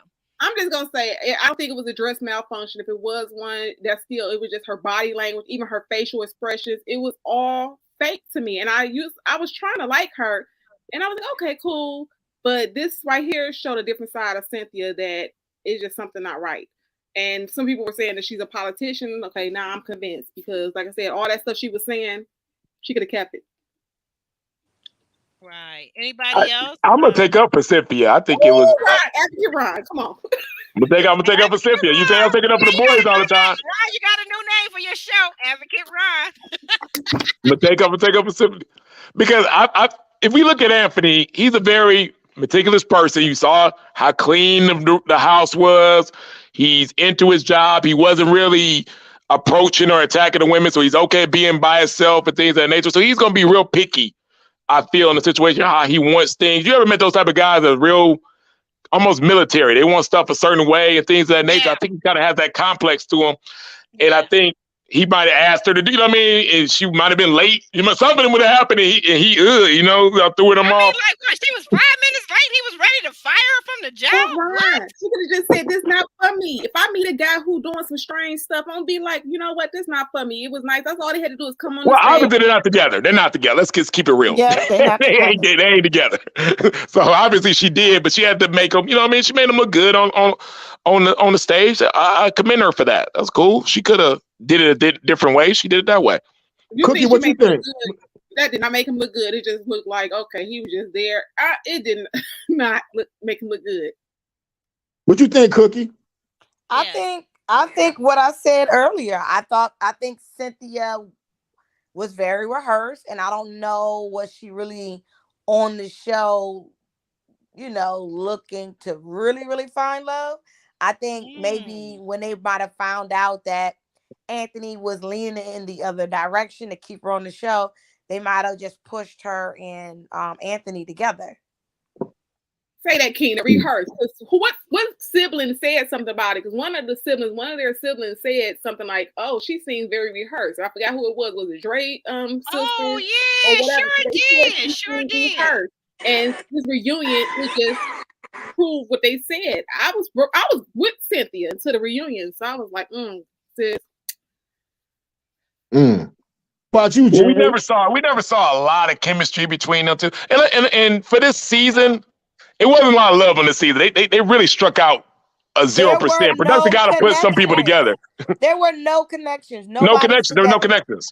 So you got to. It's called Ready to Love. It has to be a love element to this. So they got to put somebody together. So that's like, that ain't the people's fault. We got to piece some stuff together, or else we're gonna bring Simone and Rashid back out and say, "Hey, married again." You know what I mean? We got to put some kind of love on the show. So they had to do it a certain way, but I don't think they really had. They're good friends. Probably didn't have that spark. It was a lot of good friendships and good dating going on, some good drama, but they didn't have that love aspect on this season, and it happens that way. I want to hear what Jay thinks. Oh yeah, Jay, are you still with us? Yeah, I'm here. I say I'm gonna just look at it from a different aspect. I won't say that she's just on the show and she wasn't looking for love. I definitely agree that Anthony was not her top pick, but low key he kind of forced that on her, because that if we go back to where they were at the retreat and when he got dropped basically by Mercedes, he now went to proceed to kiss Cynthia. And it's like, you're doing this one-sided. It's not a mutual agreement. She didn't even look like she was comfortable then. She didn't look comfortable at the kiss at the end. So I think she was just like, okay, let me give it a go. Because once I said before, she's choosing somebody that she needs over somebody she wanted in her case. She needs an Anthony, but she wants an Andre. She wants that energy. She's used to that energy. Anthony's energy is different. And Anthony, obviously, like Ron said, he's a bit militant. He didn't go for whatever attitude or pushback she was given. So that's why she's on this stage saying, I need to change some stuff. I need to correct myself. Sometimes we be in our healing process. We be thinking we more healed than we really are until we get with a person that actually is a bit more beyond healed than we are. And we realize we still got some stuff to work on. Now, the whole back to her thing, the dress malfunction is BS, because production still wouldn't have possibly put you on that from that angle if you was having a dress malfunction, because that's just really your whole back is to the camera, basically. I see them doing that. That's the weird thing. I don't know. They seem like that gives me y'all just had an argument before y'all even walked into this place together. Like it was weird energy. Yeah. And let me say this too. It's like at one point when Anthony felt like Cynthia got distracted, remember he shot his shot with Sue Ann. It was just too late. Yeah, it Remember? was too late. It It definitely was was too too late. But the one thing I will say about Cynthia, because I've always liked Cynthia all season long. I've always liked her. But the one thing I will defend her like Ron in this instance. Now, whether it was a wardrobe malfunction, whatever, she used Anthony to get to the end, whatever. But what she did on that stage was she took full accountability for the fact that they're not dating right now. Not once did she say it's because of him we're not together. It's because of him. She and a lot of women, y'all get mad at me if you want, don't take that kind of accountability. Don't take that kind of accountability like she did. She put it solely on herself. All What was that? He trying to say she not gonna trying to fall laugh out it out with you here. if I do. I'm gonna do a Blake. I'm gonna do a Blake. 87%. I agree with you. I agree with you actually this time, Alex. You're right. She did. She took full accountability. I have to agree. Normally, when a woman takes full accountability like that, they do it because they didn't like you. They don't like you like that. That's also what I know too. That's what I'm thinking.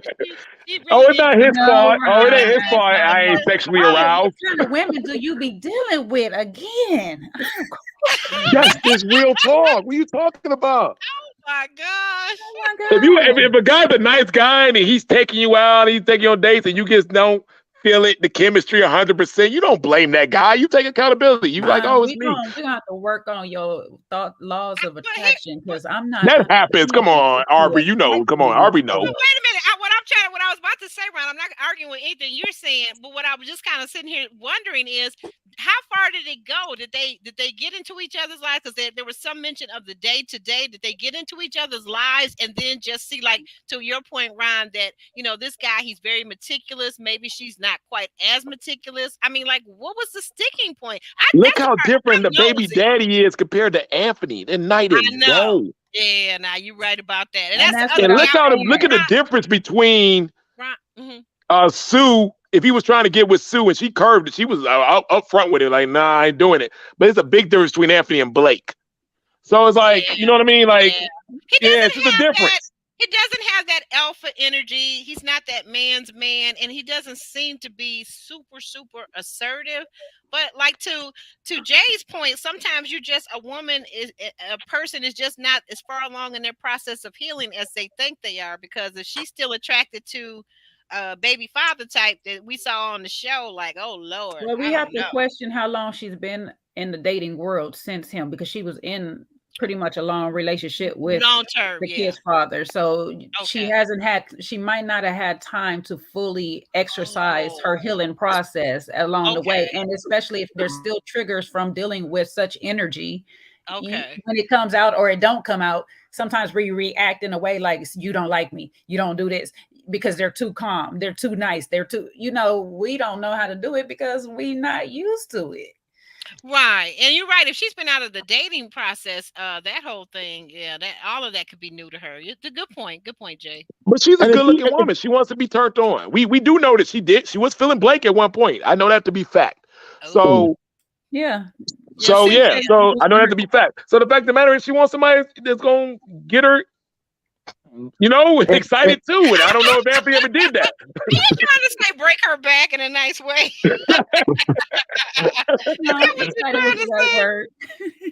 Hey, Cynthia, you see the body on that woman. It's a lot. You know what I mean? You gotta be man with it to come. You know what I mean? That's what she used.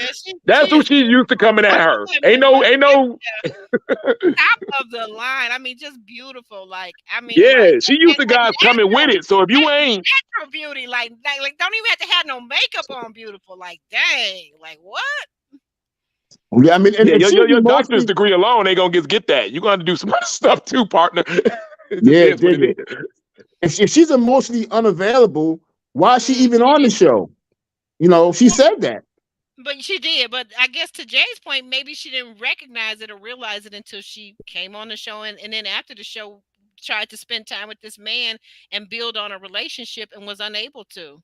He's unable to. But let me just now think about it. Let's go back. I said this a long time ago. I said she wasn't over that ex anyway. And you guys poo-pooed me, but I don't think she's over that ex. The baby. I think she's over him. I think she's over the ex. I just don't think she's been accustomed to anything different than what I don't think the ex is over her. No, he definitely not. He definitely not over her. Definitely not. We all see that. We see that. But I was just wondering if she was over him. But he's definitely not over her. We already know that part. Yeah, I think her match wasn't there. Never find nobody like Cynthia. Let me just tell him that right now. He ain't gonna never find nobody like Cynthia. No. Oh yeah. He want to get back. I saw that. He blew that one. He blew that one. Yeah, I just think her match went there. I think Andre was closer to her match, but I don't think Andre was feeling her to that extent.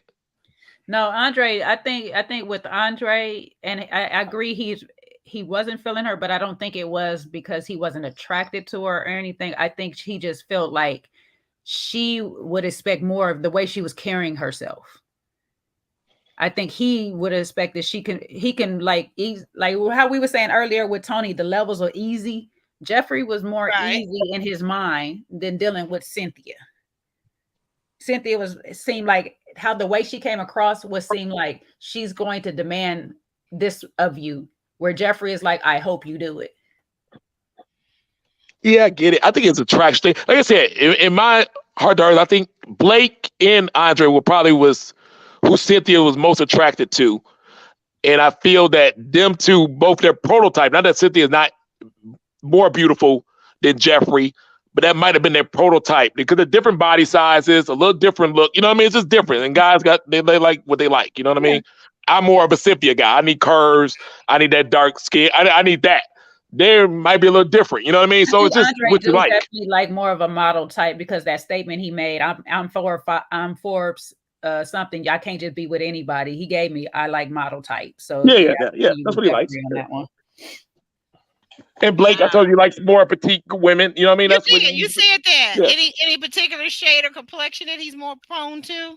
Not exactly, but they've all been pretty petite. Yeah, the woman, the woman that he brought on as his friend, I just noticed her particular look. She had a very nice look, and she was very petite, even though she was introduced to us as a friend. Yeah, but they've been black. Let's put it that way. Blake likes black women. That's good. I don't care what shade. They good. Black is black. Let's keep that all together. Let's keep it. Oh, okay. All right. So let's be nice to Blake because he's coming in here tomorrow night.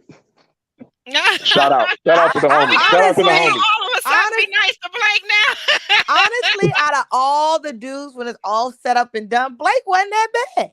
No, yeah, you're right. I had to take a long lens. Aubrey saying that? Aubrey cut. I got a backpedal.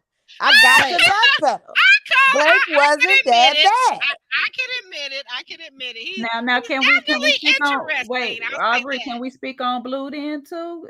How you feel about Blue now? Let's talk about Blue. How do I feel about Blue? I'll let you guys go first, and then I'll summarize how I feel about Blue, because we do need to talk about that. I meant to talk about that last week, so go ahead, Jay. No, I really want to know how you feel about him, because that's your type, baby. Well, you know what? Yes. No, really, seriously. I'm saddened. I'm saddened like everybody else. I was aware and heard after the fact that, that this was, that the Department of Justice had come down on him for PPP loans. And that's not even allegedly. You can look that up and it's a real thing. Right. Mm-hmm. And I was saddened. I mean, what can I say? Like, I feel like all of us have made mistakes. I'm not trying to condone what he did, but I was surprised and I was saddened.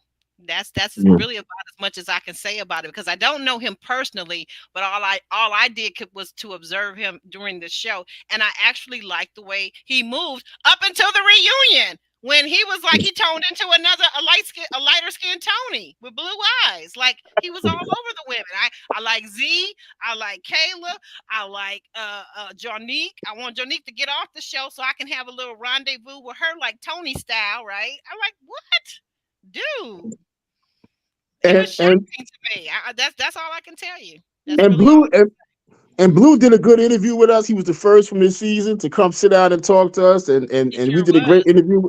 We did a great interview with him, and we can wish him well. We really do wish him well. Thank you, Alex. Yeah, we wish him well.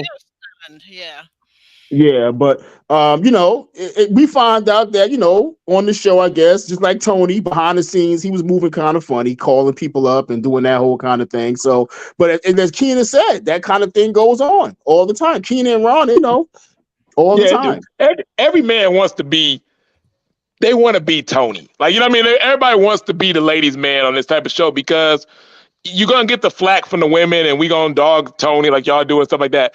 But men don't care about that. We care about what our boys that watch the show in the barbershop going to say.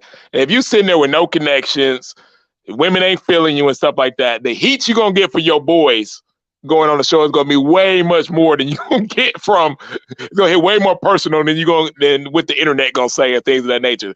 So I told you, Blue was trying to redeem himself. He wanted some connection. He's letting you know I got some connections. They weren't showing all my connections. Blue was like, I ain't just a nice guy.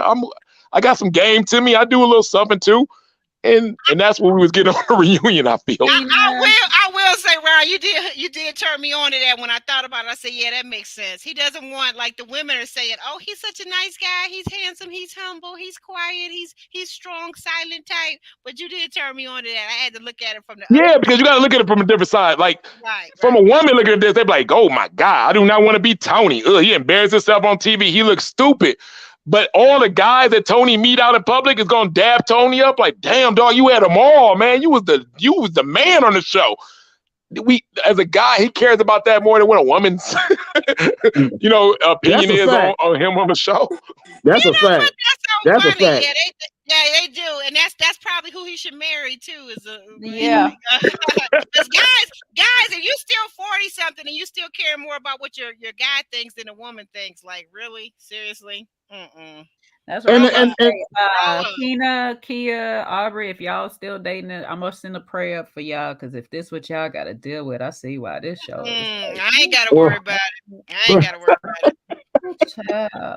It's just they just need to do better picking people. Like it's just the pickings is very raggedy, and they need to stop. Not raggedy. Man, they found some good people from Miami. Now, come on, now let's keep it real. They didn't go to Charlotte on their way on the East Coast. They skipped by Charlotte and went to Miami twice.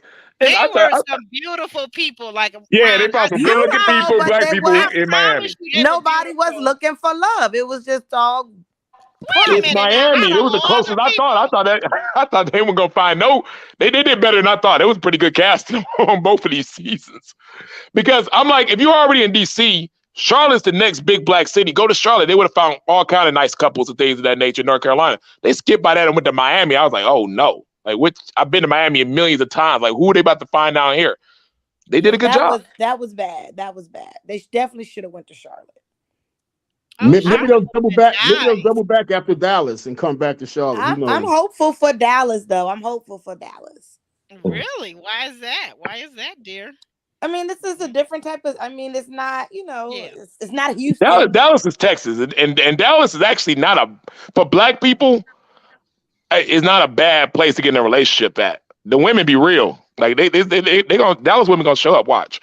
Oh, really? Even Dallas women know how to. They know how to take care of a man. They with it. They with that. Ooh, well, now if we could just see if the Dallas men can hold up their end. It's just a men thing. I think I got my boy on the show. He's a good dude. So if he's on the show, I'm gonna be biased again for another season. Please don't let that's my man. I know up on there because that part of Dallas is not the part. Yeah, I'm gonna say for the record, the Cowboys are bums. So I don't know about this season. But the thing is, they are still jumping in people DMs because I know a few people that live in Dallas, some dudes, and they got their DM jumped in and said, hey, you want to be a part of, I got a great opportunity. You want to be a part of this dating show? Like, no, they didn't ask to be a part of a dating show. They're just recruiting men off the street. Lord, right. That's kind of like the way I believe Married at First Sight does their recruiting too. Men off the street, hobos, bums, anybody. Just come on, we got a show for you. You can be in bed with this woman for 8 weeks, and we don't care what you do. We don't care if you're a serial. Two people that I know that they tried to. The two people that I know they tried to recruit, they're not even from Dallas. They're like from New York. So it's just like, they love those New Yorkers, don't they? But the New Yorkers have that New York slickness to them. So hey, the problem with the show is I don't care if you are a good guy.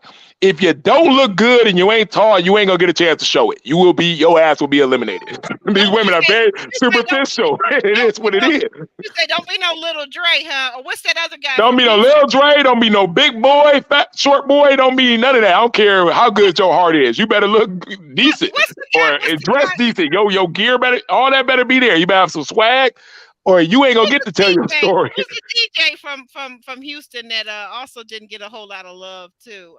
Was it Smooth? KG. Smooth? Yeah, KG Smooth. Yeah, he didn't get no love when he told the lady that he was gonna half on the bills, 30% on the bills. The lady was like, "Bye." Women still, I mean, like I said, women, they're looking for a good man, but they still hypergamy still exists, like my man's word, and they still don't want to do on the up and up. That look good. That, you know what I mean? They got a little swag and it's entertaining. You know, so the production's gonna look for that first, and I don't blame them. Like Tony's not a tall dude. He got a bunch of Tony's not a bad looking dude either. Tony got a little swag. And he got that little New York guy. It's a difference. You're right though. He is not a tall dude, but he ain't no real short dude, and he is nice looking. Yeah, nice looking. Jay Brad was short. It's in the resort season, but Jay got that game. You know what I mean? Like, you know, he knows. Jay Brad. Jay Brad is nice looking. Yes, Tony. Subjective. Jay Brad. What can I say, Jay Brad? Aubrey, go take a cold shower. Take a cold shower, Aubrey. I'm about to. Well, let me finish this up real quick. Okay, so, Jay Brad.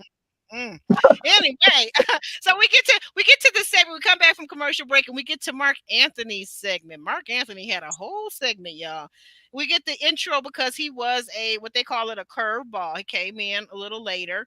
And we talk about his walk with both Mercedes and Jeffrey.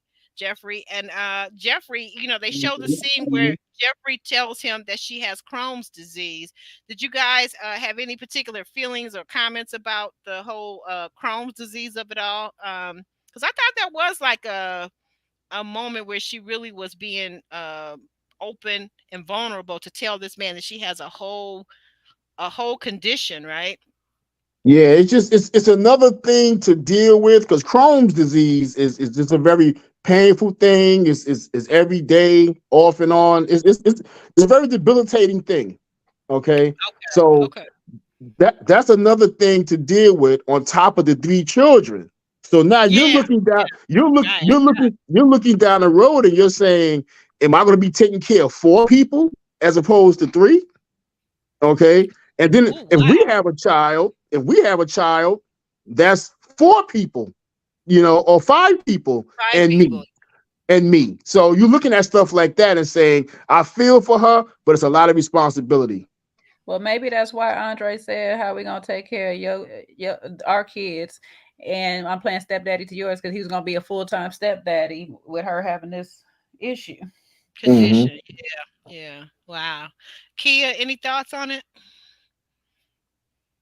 I'm gonna be nice, so I'm gonna pass. Oh my. Keena? Is Cookie still there? Or she gone? Keena took a beverage break. She went to go get her a cool refreshing beverage. Oh, she's taking a shot. I didn't say all that. Now you leave my Keena alone. You leave my Keena Cookie alone, okay? Leave her alone. But yeah, that was, so they were talking about that, and you know, and Tommy, Uncle Nephew Tommy asked Jeffrey, you know, why was it that she felt comfortable, and she did admit that with Mark Anthony, she was free to be herself. She felt comfortable. That conversation just flowed. So I thought, okay, that was a good thing. But then we get back to him and Mercedes, and of course, we all know that Mark Anthony chose Mercedes on the bridge, but what happened? Mercedes, she chose herself because she said a relationship without a good anchor and foundation, she would be like, it would not be a wise choice. And I have to agree with her. And for all of that said and done, they were up under each other more than any couple of the couples that supposedly agreed to be couples, right? Yeah, but you see the people Backstage said they still with it, so stop playing. He hit that night and whatever. That part. They still with it. What's that part.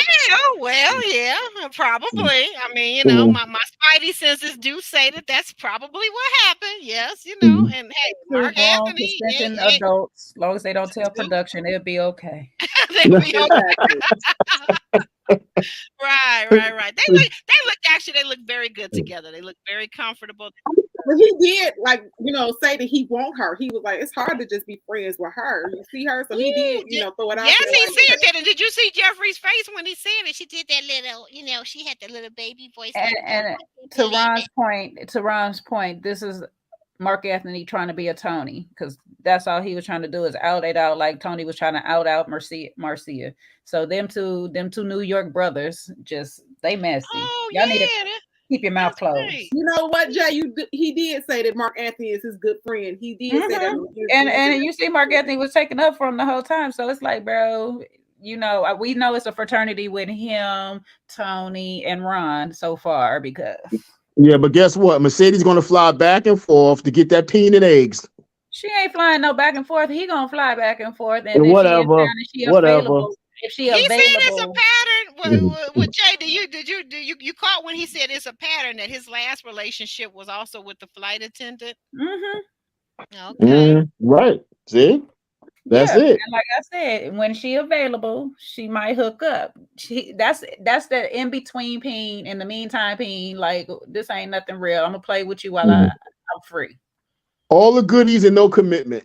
That's what it is. Well, she said that. She said basically she don't want no real thing. So it is what it is. Play. Right. Consenting adults, like you said, consenting adults. Right. But if you notice one thing though, she was keeping it cool while he had to make it known that he trying to hit. Wait a minute, say that again. She was keeping it cool while what? She was keeping it cool. Like, you know, we could sit up on each other. We could play. We don't have no animosity. So if we up under each other, we doing all this. Even if we still smashing, I don't have to say anything. But it was him who had to bring it to attention. I can't just be friends with her. Look at this. Like, bro, knock it off. Right. Yeah. If you really look at her face in that moment, she was like, ugh, like. Did she do like she did it with a smile on her face. Watching her eyes she was kind of like turned off by that, like, dude, this was between us, like. You talk too much. Takesha got a good point. She said, "Ooh, what? Oh my goodness. Okay, well, I'm gonna skip past that part. But anyway, she says it's sad when grown women don't know a player when they see one. I agree. All of us should be asking for discernment, because that whole player thing, like, y'all didn't see Tony coming. He had the buttons down low, and then to Mark Anthony's credit, he had all his buttons down low on a reunion. I was like, what? Like, who do that? They saw Tony coming, but that's another discussion. Guys, oh my God! Yeah, Alex, I just got you. Oh my jeez. There was so then there was like the outtakes and the bloopers and they wrapped it up with, you know, guys, if you have any last words that you want to say. Lyndon gave his nice speech about how he made friends, he enjoyed it, and he learned a lot, yada yada. And we wrapped up the set. Like, guys, any closing thoughts on this episode and this final reunion part 2? Anything that we take away from this? I like the bloopers. Over. Hold on, Alex. Say, was it Keena? What did you say? I don't know why I'm up here twice, but I'm just glad. Oh yeah, I don't either. I'm just glad it's over, honestly.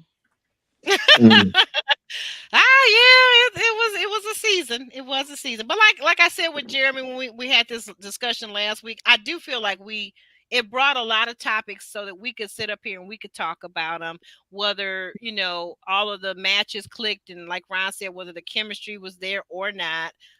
It did give us food for thought, and to really see some of the things, and maybe some of us can see ourselves, and whether it's, you know, male or female, we can see ourselves in some of the ladies if we're women, or some of the men if we're guys.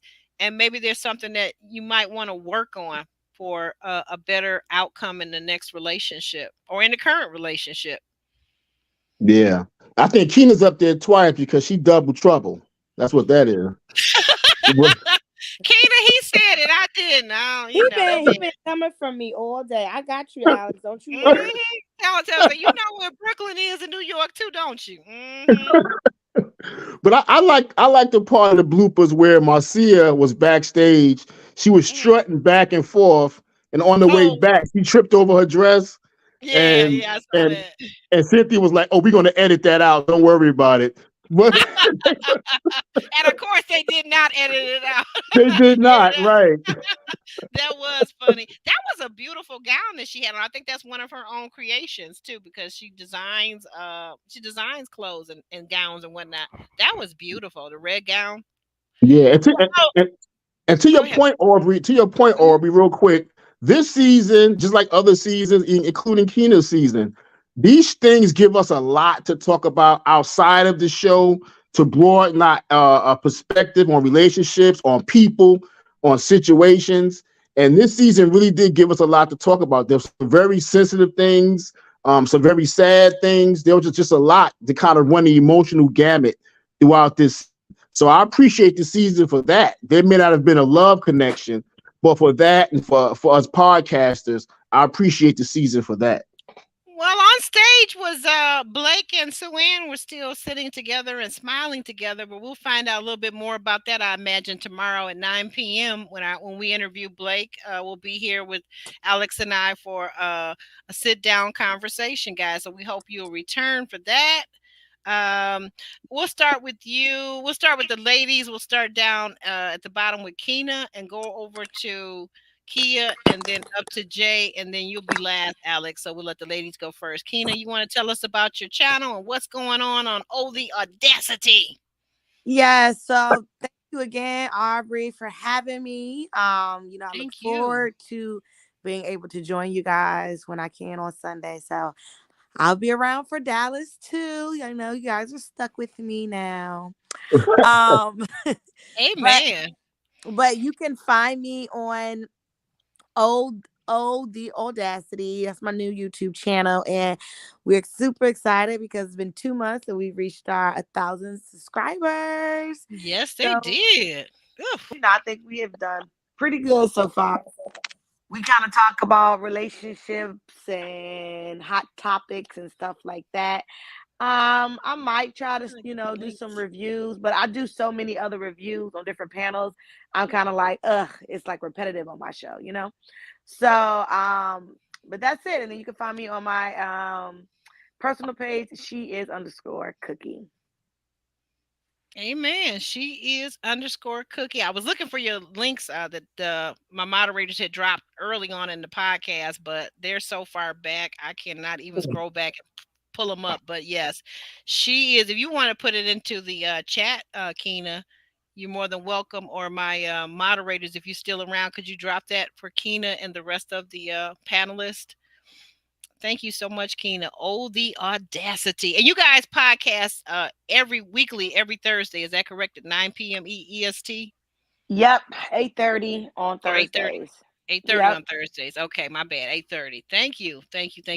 Kia, what's going on, author Kia?